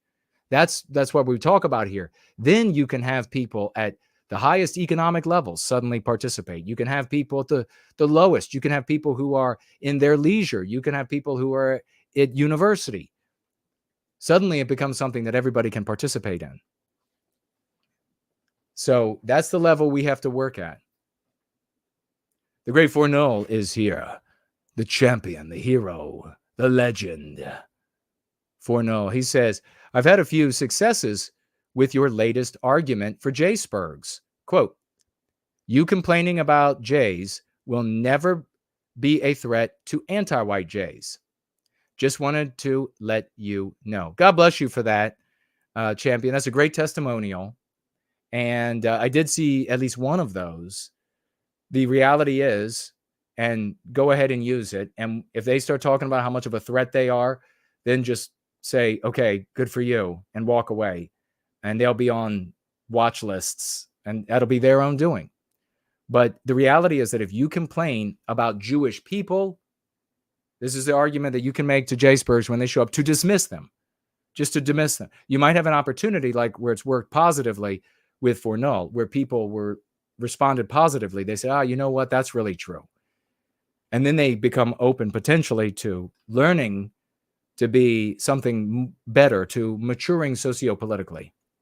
But otherwise, you just say, if you're going to complain about Jews, that means the people, then you'll never be a threat to anti-white Jews. You'll never be a threat to those Jewish people who happen to actually be anti-white. So use that all you want now. I don't care anymore. Let them go ahead. I know their dumb responses is to immediately start talking about how much of a threat they are. So I used to care. I don't care anymore. They've caused too much trouble to the honest, loyal, the self-sacrificing work that I and we have done for white well-being. They've caused too much damage. So let them talk about how much of a threat they are. If they're a real ass, you can be really tell me more, but walk away. Don't continue to listen. Just say some more and then block them or whatever. I don't believe you. Tell me all the ways that you are a threat to the entire Jewish community, race, ethnos, whatever you want to call them. People. Hyperborean Jim. Cindy Ben. Anglo-America. Promethean hails to you. Let's see. Thank you all for celebrating everybody who needed to be celebrated. Matty, hello to you. We are having fun here tonight. Misty is with us. Hello and welcome, Misty. Misty giving butterflies to our champions. Jay Bishop is also here. Great to see you. Who else do we have? Southern Bloom is with us. Great to see you. Let me see your comments. Anglo-America writes this. What is the video slideshow behind you? It looks like the White Mountains. It's beautiful, isn't it? I don't know. Maximilian von Fox set it up, so I'll have to find out and let you know. Hyperborean Jim says he talks a lot, so he eats honey to help with that. Honey is delicious. From our little honeybees. It's really is getting bad. My little sister was shot. What? It was with an air rifle, the kind that are used for pest control. Not to mention someone tried to mug me a few weeks ago. My God, Victorian time traveler. You all are going to have to flee. Is she okay? And are you okay? And as somebody who's been mugged twice in DC and with a gun held at my heart and also was almost carjacked, murdered. I decided not to stay around for the carjacking. I wasn't at my car yet. I know exactly what that's like. And my father was shot while working by anti-white gangbangers. So I'll have to ask him what that's like and try to pry it out of him to see what it might have been like. Man. Franklin is telling Verified to tag me. Thank you, Franklin. Verified, do tag me. Thank you for being here. If you have a question or comment, I appreciate it.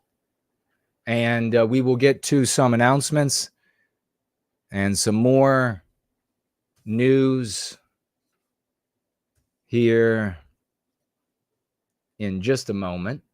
Red Dog is with us. Red Dog. Great to see you.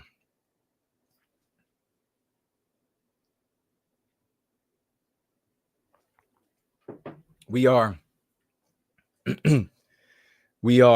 after Thanksgiving now. So it's just about time for our Christmas celebrations and decorations.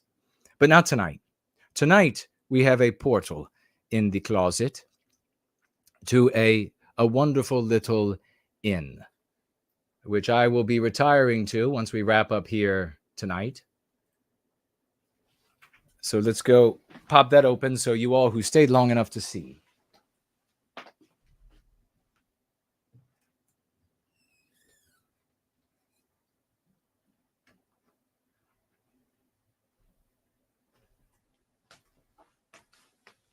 There we go. When we're done, if you want to join me, you'll have to find the way there. Scott is here. Who's ready for Christmas? It was in the middle of the night. The guy held one of those ultra high-powered flashlights in my face. He had something in his other hand. I couldn't tell what it was. Damn. the mugging he's talking about. Awful. Ivan says, is that the dungeon? No, it's like a little pub. And we're going to go retire there when we're done tonight, having our fun here together. Did Verified get back to me? I don't see it. I might have to go up. Anglo America says, looks very medieval in there and cozy in that closet. It is. Art Acrobats is here. Great to see you too. And he says he's ready for Christmas. Yeah, I'm definitely ready for Christmas. And over here on Subscribe Star, we have the wonderful June. Financially gifting $10. Thank you so much, sister. And she writes $10 for white babies!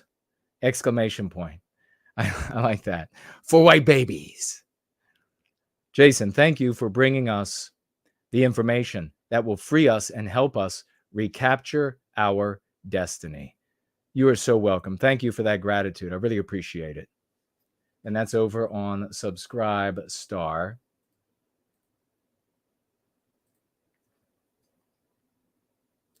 All right. For the ones who stick around to the end, for the best parts, they get to see the pub in the closet. Oh my God, there's an owl. There was an owl behind me. Beautiful animal that was behind me. I didn't realize that. Wow. Okay.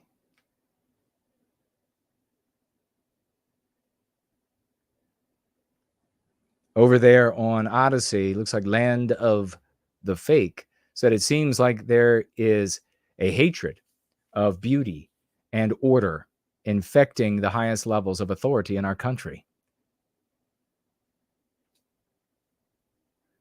I don't think it will last, though. We should plan around its impending demise. It's not going to fall without a competing moral imperative that we introduce. So it's not, think about like you see civilizations in history, people will talk about, oh, this civilization fell here, this civilization fell there, and so it's just going to fall. It just can't work. Well, first of all, there's a big difference between the tech and knowledge today and in the past. They'll be able to drag things out for far longer than you think. But even in those older periods, you can look and you can see, okay, well, what if the people had said that 400 years before it fell? You know what I mean? So there has to be a moral challenge. And that's what we created with the Go Free method.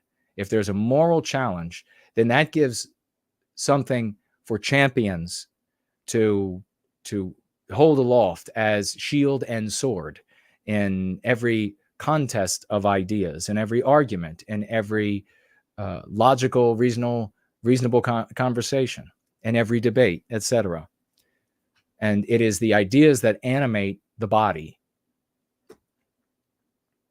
So I wanted to make a point earlier that I think I will make. I'm probably going to tweet this, but we got a couple of announcements too. And if you got any questions on that, let me know. And I will go into that a little more fully if needed. But over here,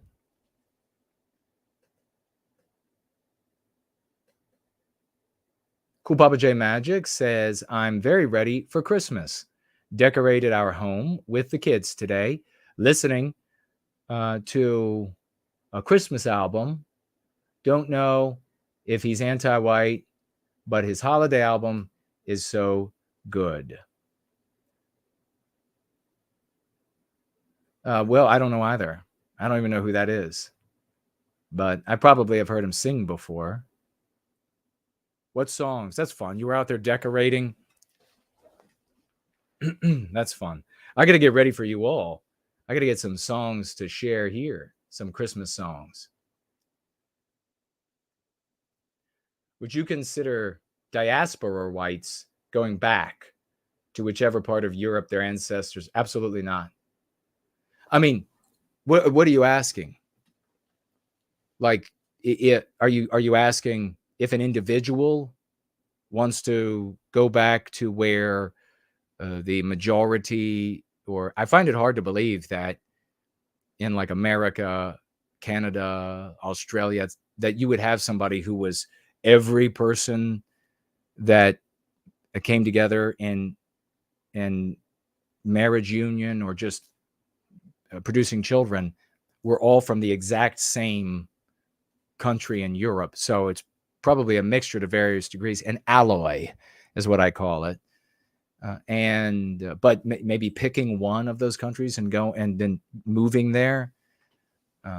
If it's a person, I mean, I'm not going to stand in the way of that. More power to them to do that. But as far as like an idea for white people to surrender what we have fought and bled and cried and created and died and all for, absolutely not. Absolutely not. You get this idea from in the white sympathetic sphere of this return to European countries because they feel that it's just a matter of population. And could you imagine thinking that? Could you imagine how wrong that is? Like, well, if we had more white people in wherever, name the country, well, then we would just outvote and we would just, first of all, that's a hypothetical, which is not going to happen. It's like, if we just printed the money, if aliens just gave us laser and force field technology, that's the exact same thing as if we all went back to the European country. It's the exact same thing. It's pure fantasy. But when I've engaged people about it, their idea is rooted in ignorance, which is not a surprise, because how could you come to a fantastical answer to our problems, but then get everything else right? I mean, just no, it's not going to happen. So it's this ignorant idea that if you get a bunch of white people in a country, well, then you'll have the vote, or a bunch of white people in a state, or a bunch of white people, because you are still a white population infected with mean pathogens. You are still a white people who feel with a lifetime of memories that it is immoral to vary from the anti-white moral imperative. And you can hear this in various ways, even in the most racially explicit white sympathetic people. You can still hear that in various ways coming through them, still undermined by notions of understandings of the human individual and human populations that have been intentionally and also accidentally, or just a consequence of society and living, and the knowledge is not orchestrated from top down, so error there as well. Pile a bunch of them into a country, and then what? And you still have a bunch of politicians that will be vying for the sex, the money, the fame, using anti-whiteism in various ways to get that money, wealth, fame, because they won't be serving individual well-being by way of group well-being, right? It's just endless problems. And then even when I have these conversations with these, it's funny, as I begin to break it down for these, even the uber midwits, they don't drool as much, but the midwits and the midgetwits, they like drool trying to follow. They're like, can't understand. Just say that my idea good. No, I'm not going to. But then I get all the way to that point, and then I'm like, I'll say to them, it's sort of the coup de grace at that point. And then I say, oh, it'll be kind of like one country where it's just all white people, and we're not going to obey or deal with the rest of all these Western countries. That's never happened in history. I wonder how they could defeat that. Then they're like, That's different though, because that's not part of my fantasy. I created fantasy.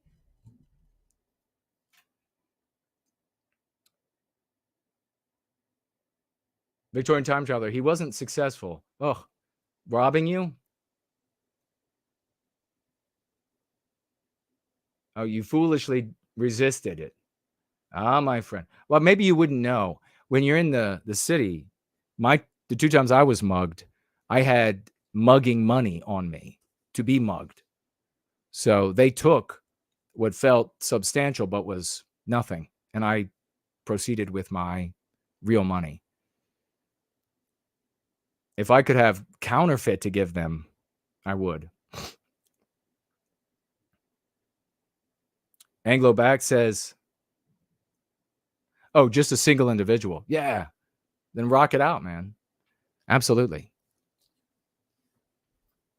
So the great Anglo-America coming in with a great question that is bantered about in the white sympathetic sphere, unfortunately. Franklin says, what is that now? Is that grackle? I'm going blurry. Oh, the bird. Was there a grackle behind me? Oh, great. Or was it? No, it was an owl that I saw. That's true for me as well from Canada, because my grandmother on my dad's side is Irish. My grandmother on my mom's side is from Quebec, and my father's family is from England. So yeah, an alloy. And an alloy always makes you stronger, my friend.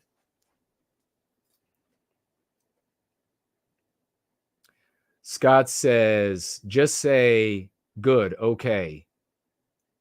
Funny. You mean about the fantasy of moving everybody back? What do you think about moving everybody back? And then lean forward and say, how much did you pay for your suit? How much did you pay for the sneakers you're wearing? You want to talk about moving everybody back?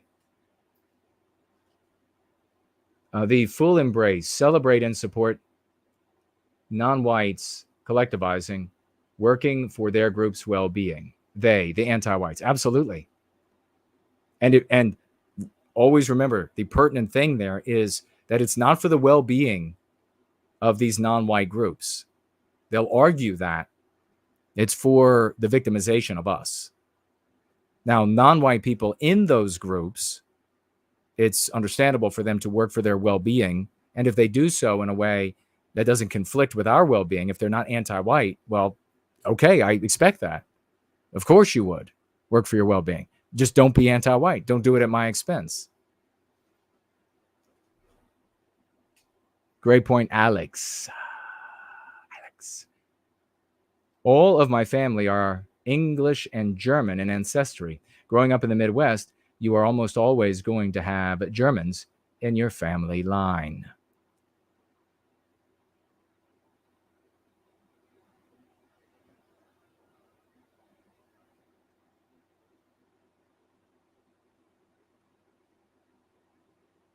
Well, Franklin says, I've been named. So you have a nickname. Oh, okay. I see it now.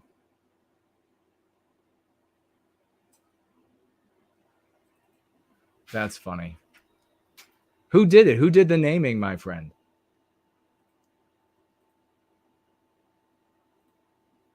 I got to get the chat to scroll again. Hold on.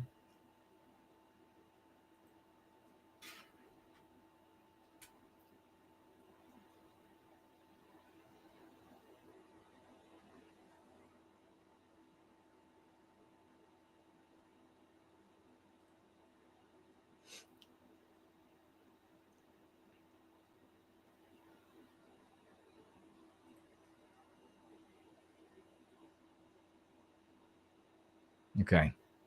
Scott says, I mean, your impression, of ignorant white people was funny. Yes. Thank you, my friend. Thank you.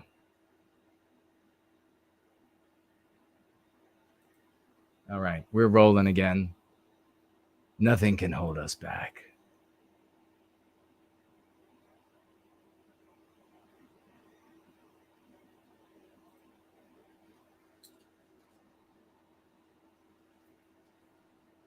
Where are my glasses? I can see what Franklin wrote again. Gracie. Gracie. So nickname Jason Gracie. That's cool. Thank you, my friend. Thank you. Those are grappling family, right? MMA. Who wants a white Christmas? I'm dreaming of a white Christmas, just like the ones I used to know, where the treetops glisten and children listen to hear the sleigh bells in the snow. I'm dreaming of a white Christmas, with every Christmas card I write. May your days be merry and bright, and may all your Christmases be white. Yes, we want them white, baby. Got what? Did you really? Can you? Do you have it up on your website, Fernald? Is it a rockin' version? That is. Did you? That I bet that's cool. Let's hear it. Or post it, and then we'll play it here. Art acrobats. I'm dreaming of a white positive. Oh, yeah. Let's change the words. Oh, Fernald says it's funny. Well, that's cool. That's all right. I'm dreaming of a white positive Christmas. And make sure, as I say every year, even if you're not a Christian, to say Merry Christmas is a huge FU to anti-whites. So don't miss being the loudest Merry Christmaser everywhere you go. I love it.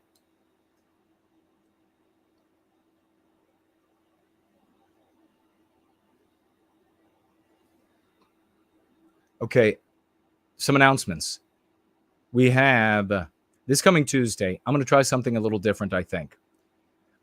Maybe, let me all know what you think of this. The first hour of the roll-in, and this, of course, is if everything, I normally roll in on Tuesdays. It happens 7, 8, 9 range.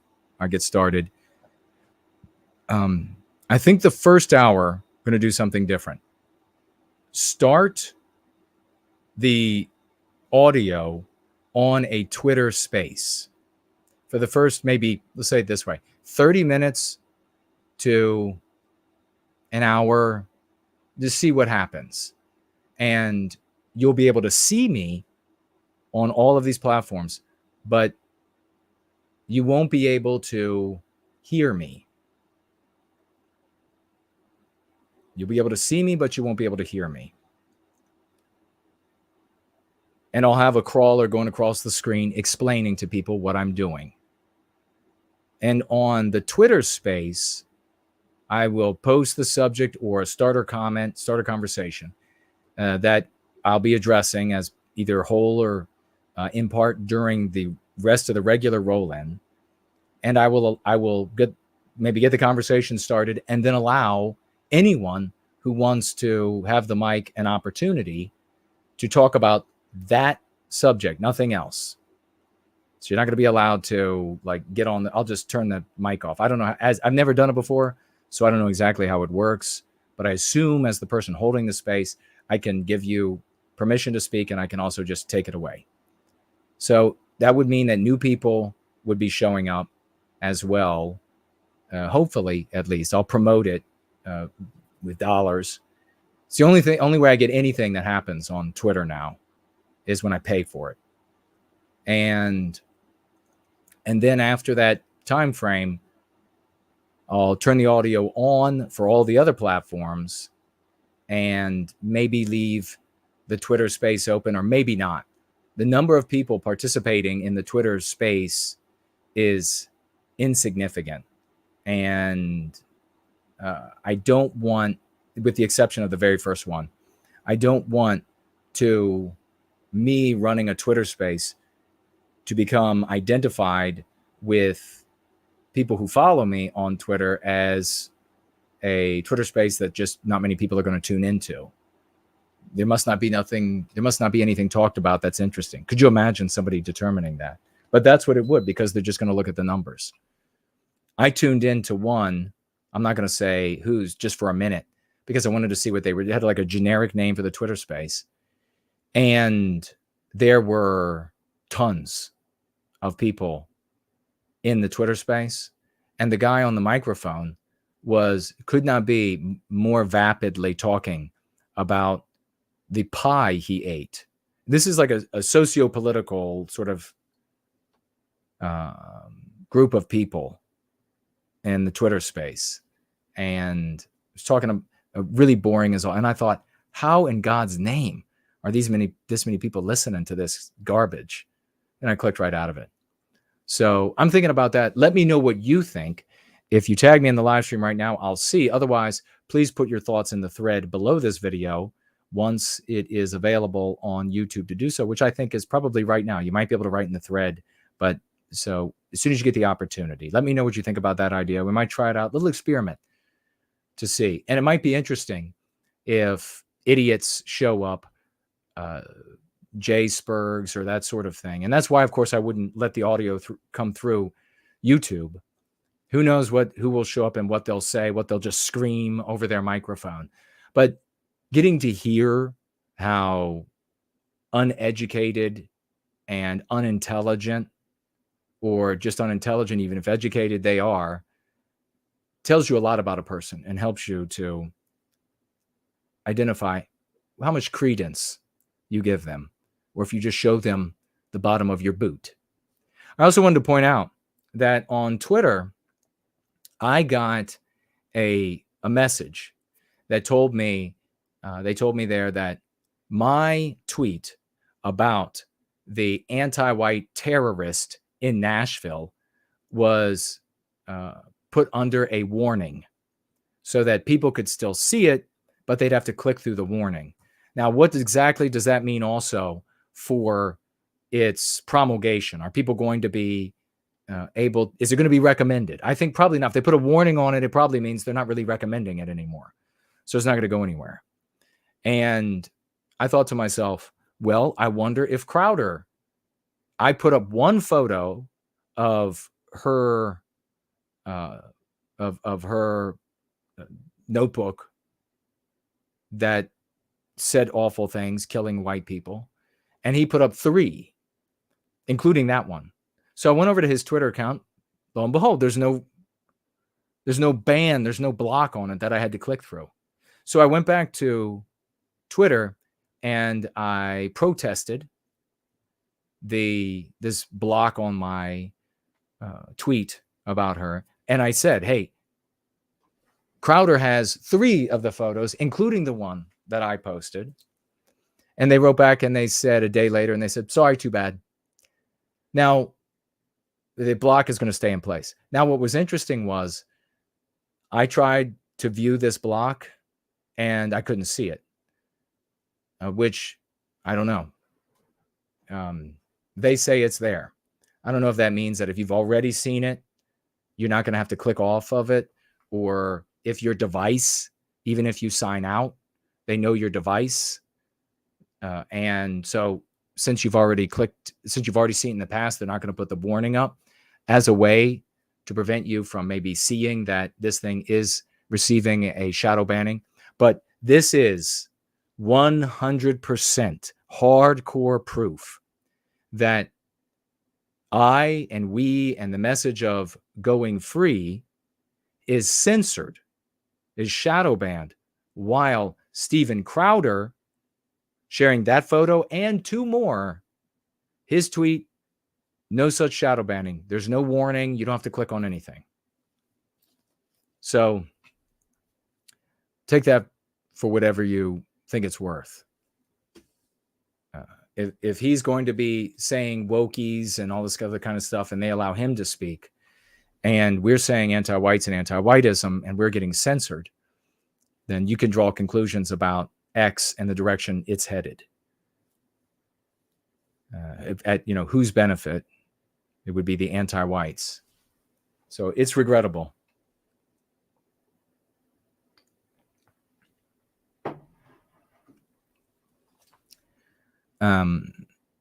And I'm finding now that on X, to get any sort of traction with tweets, I'm having to pay every single time.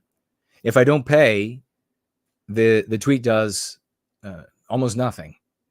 And even paying is not making an enormous difference. We're talking about pretty significant, not like giant sums of money or anything, but I think I'm disinclined to think that they would criminally not give me the coverage that I'm paying for.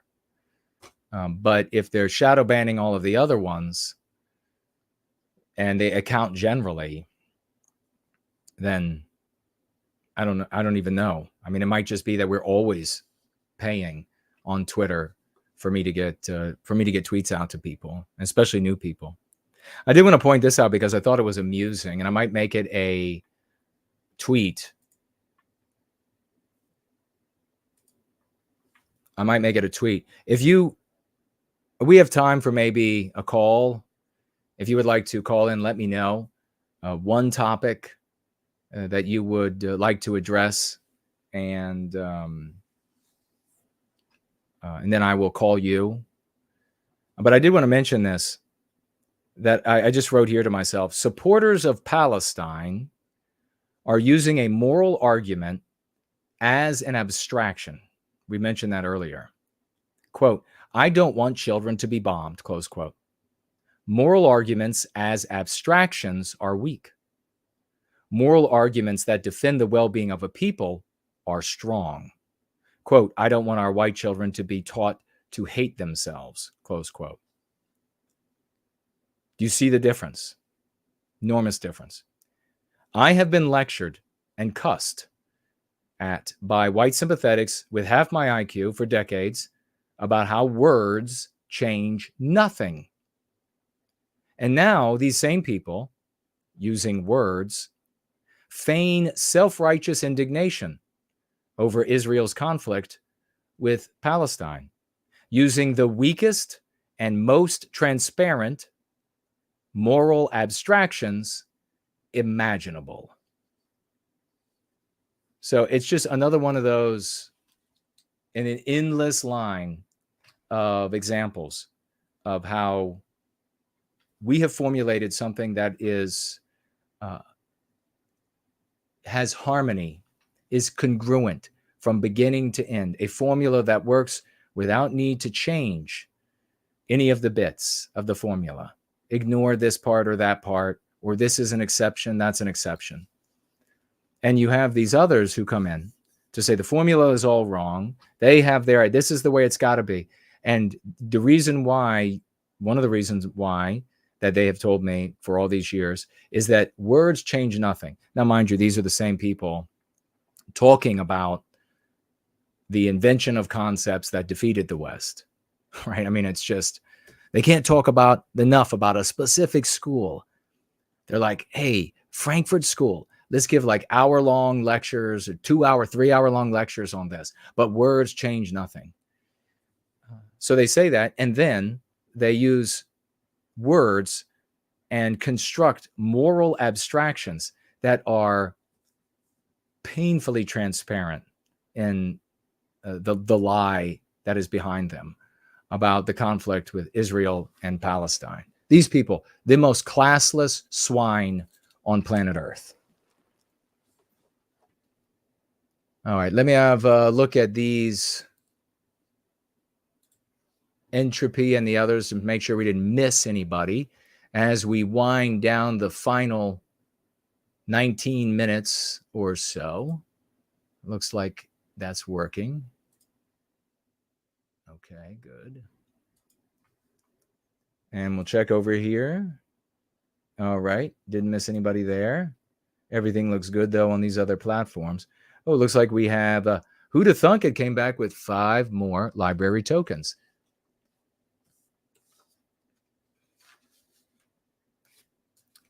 And Who'da Thunk It says, most of my life has been afflicted with white noir. Yeah, we all suffering it. Individualism subconsciously tells you that if you fail, you cannot ever recover because you can only rely on yourself. When family society promotes it, you end up paralyzed against growth. Very well stated. Thank you so much for that. So true. Thank you for and I'm afraid it's the truth. You know, it's just this white guys, for as much as the anti-white narrative makes it sound like white people are just helping each other out everywhere we turn, the opposite is the case. Nowhere do you apply for a job and they're like, white guy? Nowhere do you get pulled over and they're like, oh, sorry, white guy? Never. White people are never sticking together. Call up on phones for business deals. White guy? No. Never happens. So that's our sickness.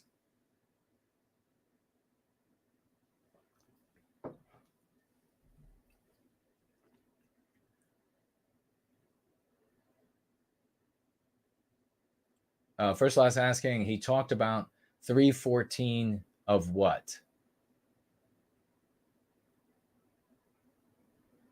You're asking about Crowder?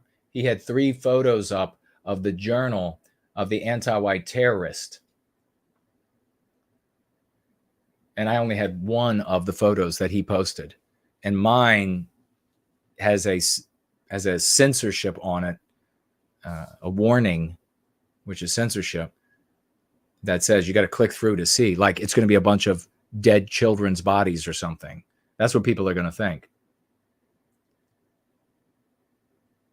Oh, wait. Fornell does have a Winter Wonderland. It was a different song.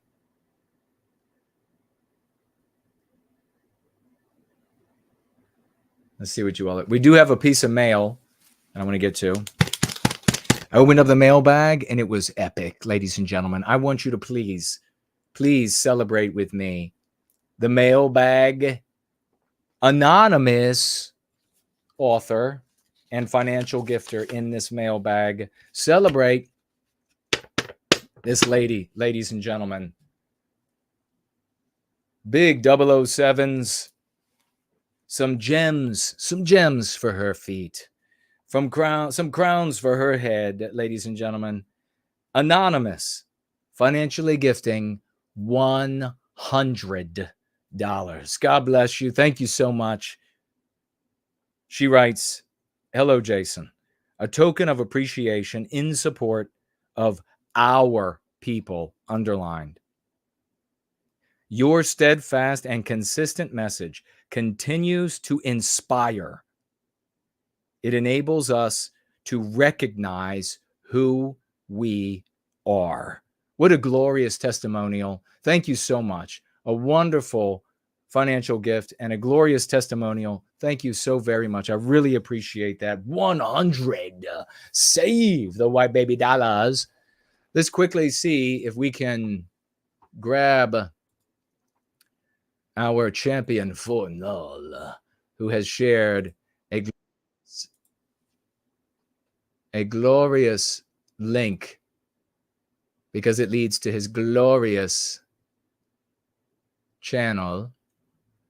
If I can find it over here.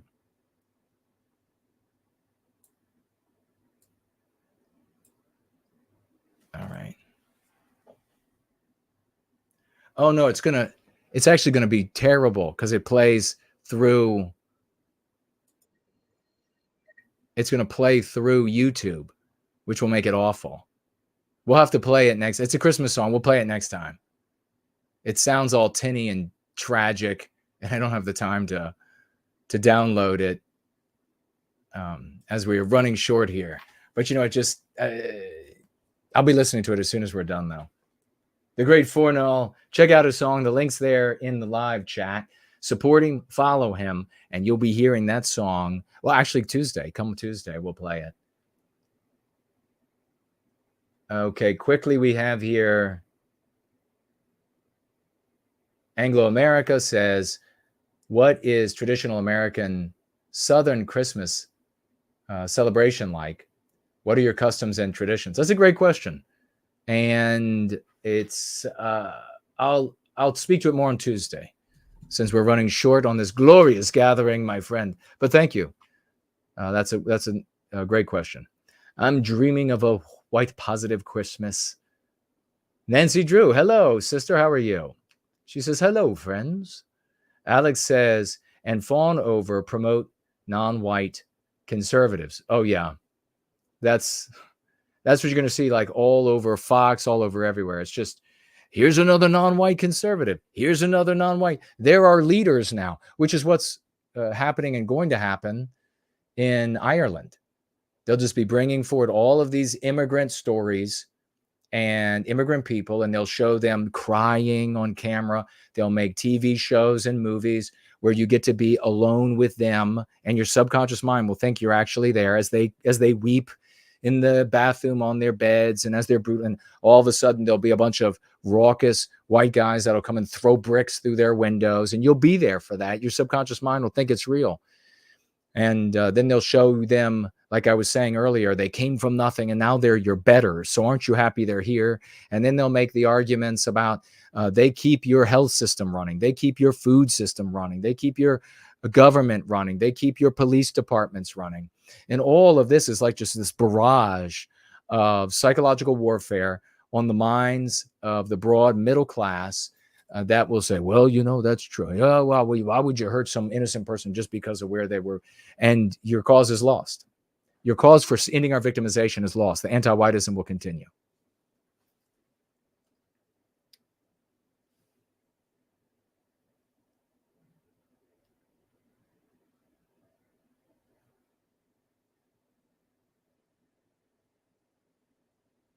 Hyperborean Jim saying, you can prevent sometimes hush crimes by having BPE, big Promethean energy, and stepping in and saying, pointing out the anti-whiteism, telling the aggressors not to be so anti-white. But be careful out there.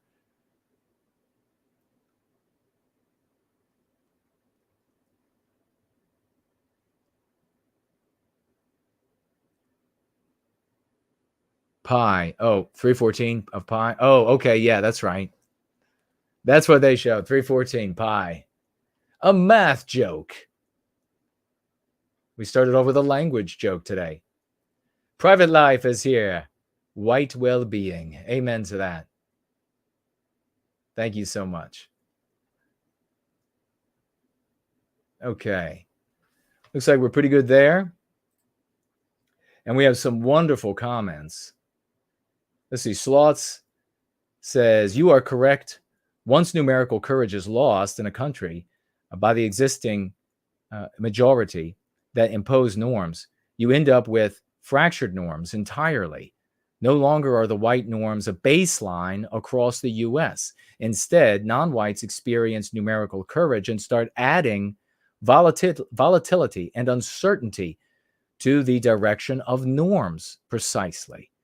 Multiracialism ends in destruction. That was a really brilliant comment by the great Slots. I might have to share that on my Twitter.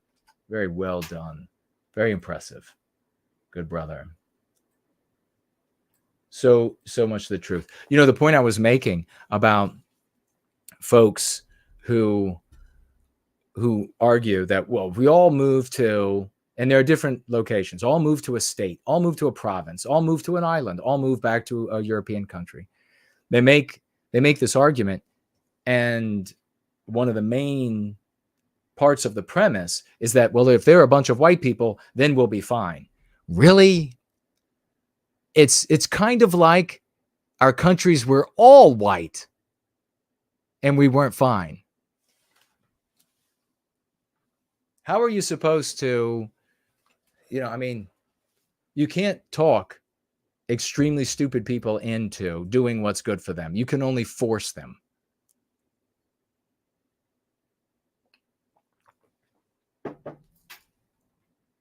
I thought, and that was, as you know, my big error was misjudging the percentage of people in the white sympathetic sphere who were genuinely concerned with white well-being. And when there was an idea that worked for white well-being, they would abandon all the things that weren't working. The percentage is much smaller. I thought so many more people were like me and you. They're not. The vast majority are just protecting their little bitty soft egos. And so it seems like we're going to get to a place where only the best advocates, it's sort of, those will be the ones that survive and stay. Those will be the ones that remain, and those will be the ones that are effective. So when you think about special forces, you really winnow things down in the military. So you have a lot of people try out, and then there are all these cullings of the people who can't cut it. And that's a process that I think we're going through. It's like a process of shearing, getting rid of the people who just aren't capable of being true, genuine champions for white well-being. So I'm fine with that. If we end up in a place where we are fewer in number, but more effective than ever, where there isn't dead wood pulling us back, where there aren't people who are trying to, in the background, incessantly argue that we need to be just like the losers out there. If you don't do everything the way the losers, and by that I mean that in the nicest sense, people who just ideas and vehicles that just lose. If you don't do everything just like they want you to, well, then you're in a cult. That's how, awful these people are. So that's probably, that's probably a very healthy process that we'll go through. I would rather have, the special forces in the Navy called operators. I would rather have a solid team of operators than a little bit larger and have a percentage of those just yammering away. As soon as somebody's not present, that will say, oh, well, I guess Jason should know that you feel this way then. I'm just yammering away.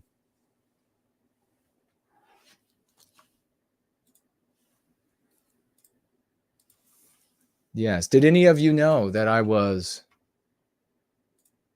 mugged twice in DC?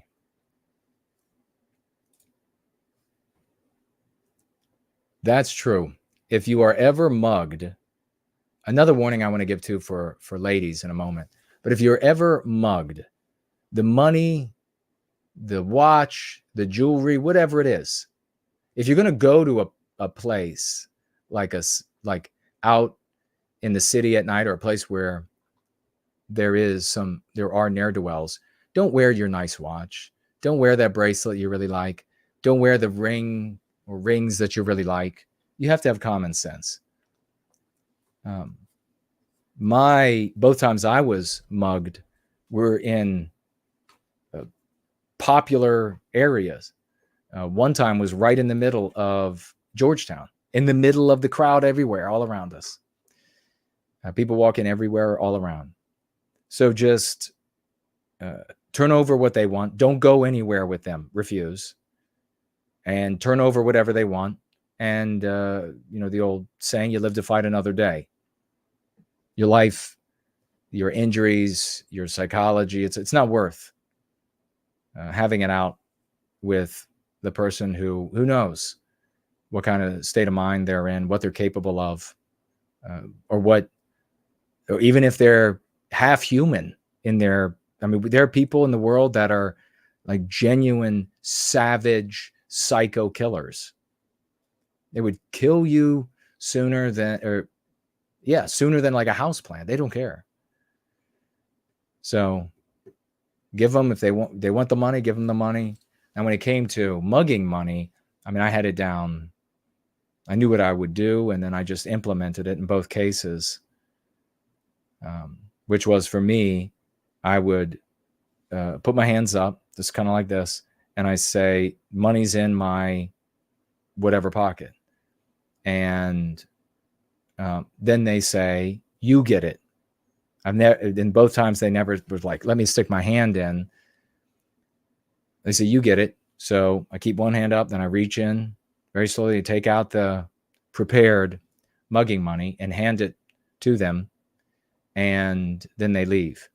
They tried to get me to go away from the crowd so that people wouldn't see them mugging. No, I'll give you the money. I'll just give it to you. So then they walk off and they're like, what is this? It's like a bundle of ones, but you keep walking. They don't know that was mugging money. You just move away. But really quickly, as we're really running short here, women have been having a lot of weird encounters as things become more anti-white in the West. And one of them that it's kind of representative of a couple different examples of this. Men approaching them in big box stores, telling them that they have bumped their car and they want them to come out to look at the damage, and do not go. Do not go. It's one of these public service announcements. Do not go. Get a police officer, get security from the inside. Don't go with them. Wing and Production says, do you have advice on how we can quickly spot the grifters? I know you're not one. Okay. Yes. If they are merely bringing doom to you, they're just talking about doom. Look at how bad it is. These are the people who did it. That's sure sign of a grifter. How do you personally stay patriotic about America? Wow, another great question. I'm gonna have to get to these the next time we're together because we're running out of time, ladies and gentlemen. It's been another glorious Sunday gathering in service to white well-being. We are the people who change the world. Don't ever forget that. When you feel yourself flagging, when you feel like you can't do any more, when you're feeling like, oh, I think I need to take off 6 months, I want you to think about the little girl that got cut up in Georgia. I want you to think about the boy who got stomped to death. I want you to think about the little beautiful Irish white children who were butchered by this anti-white. It's the love for them that drives us. Never forget that. I love you. Let's go free.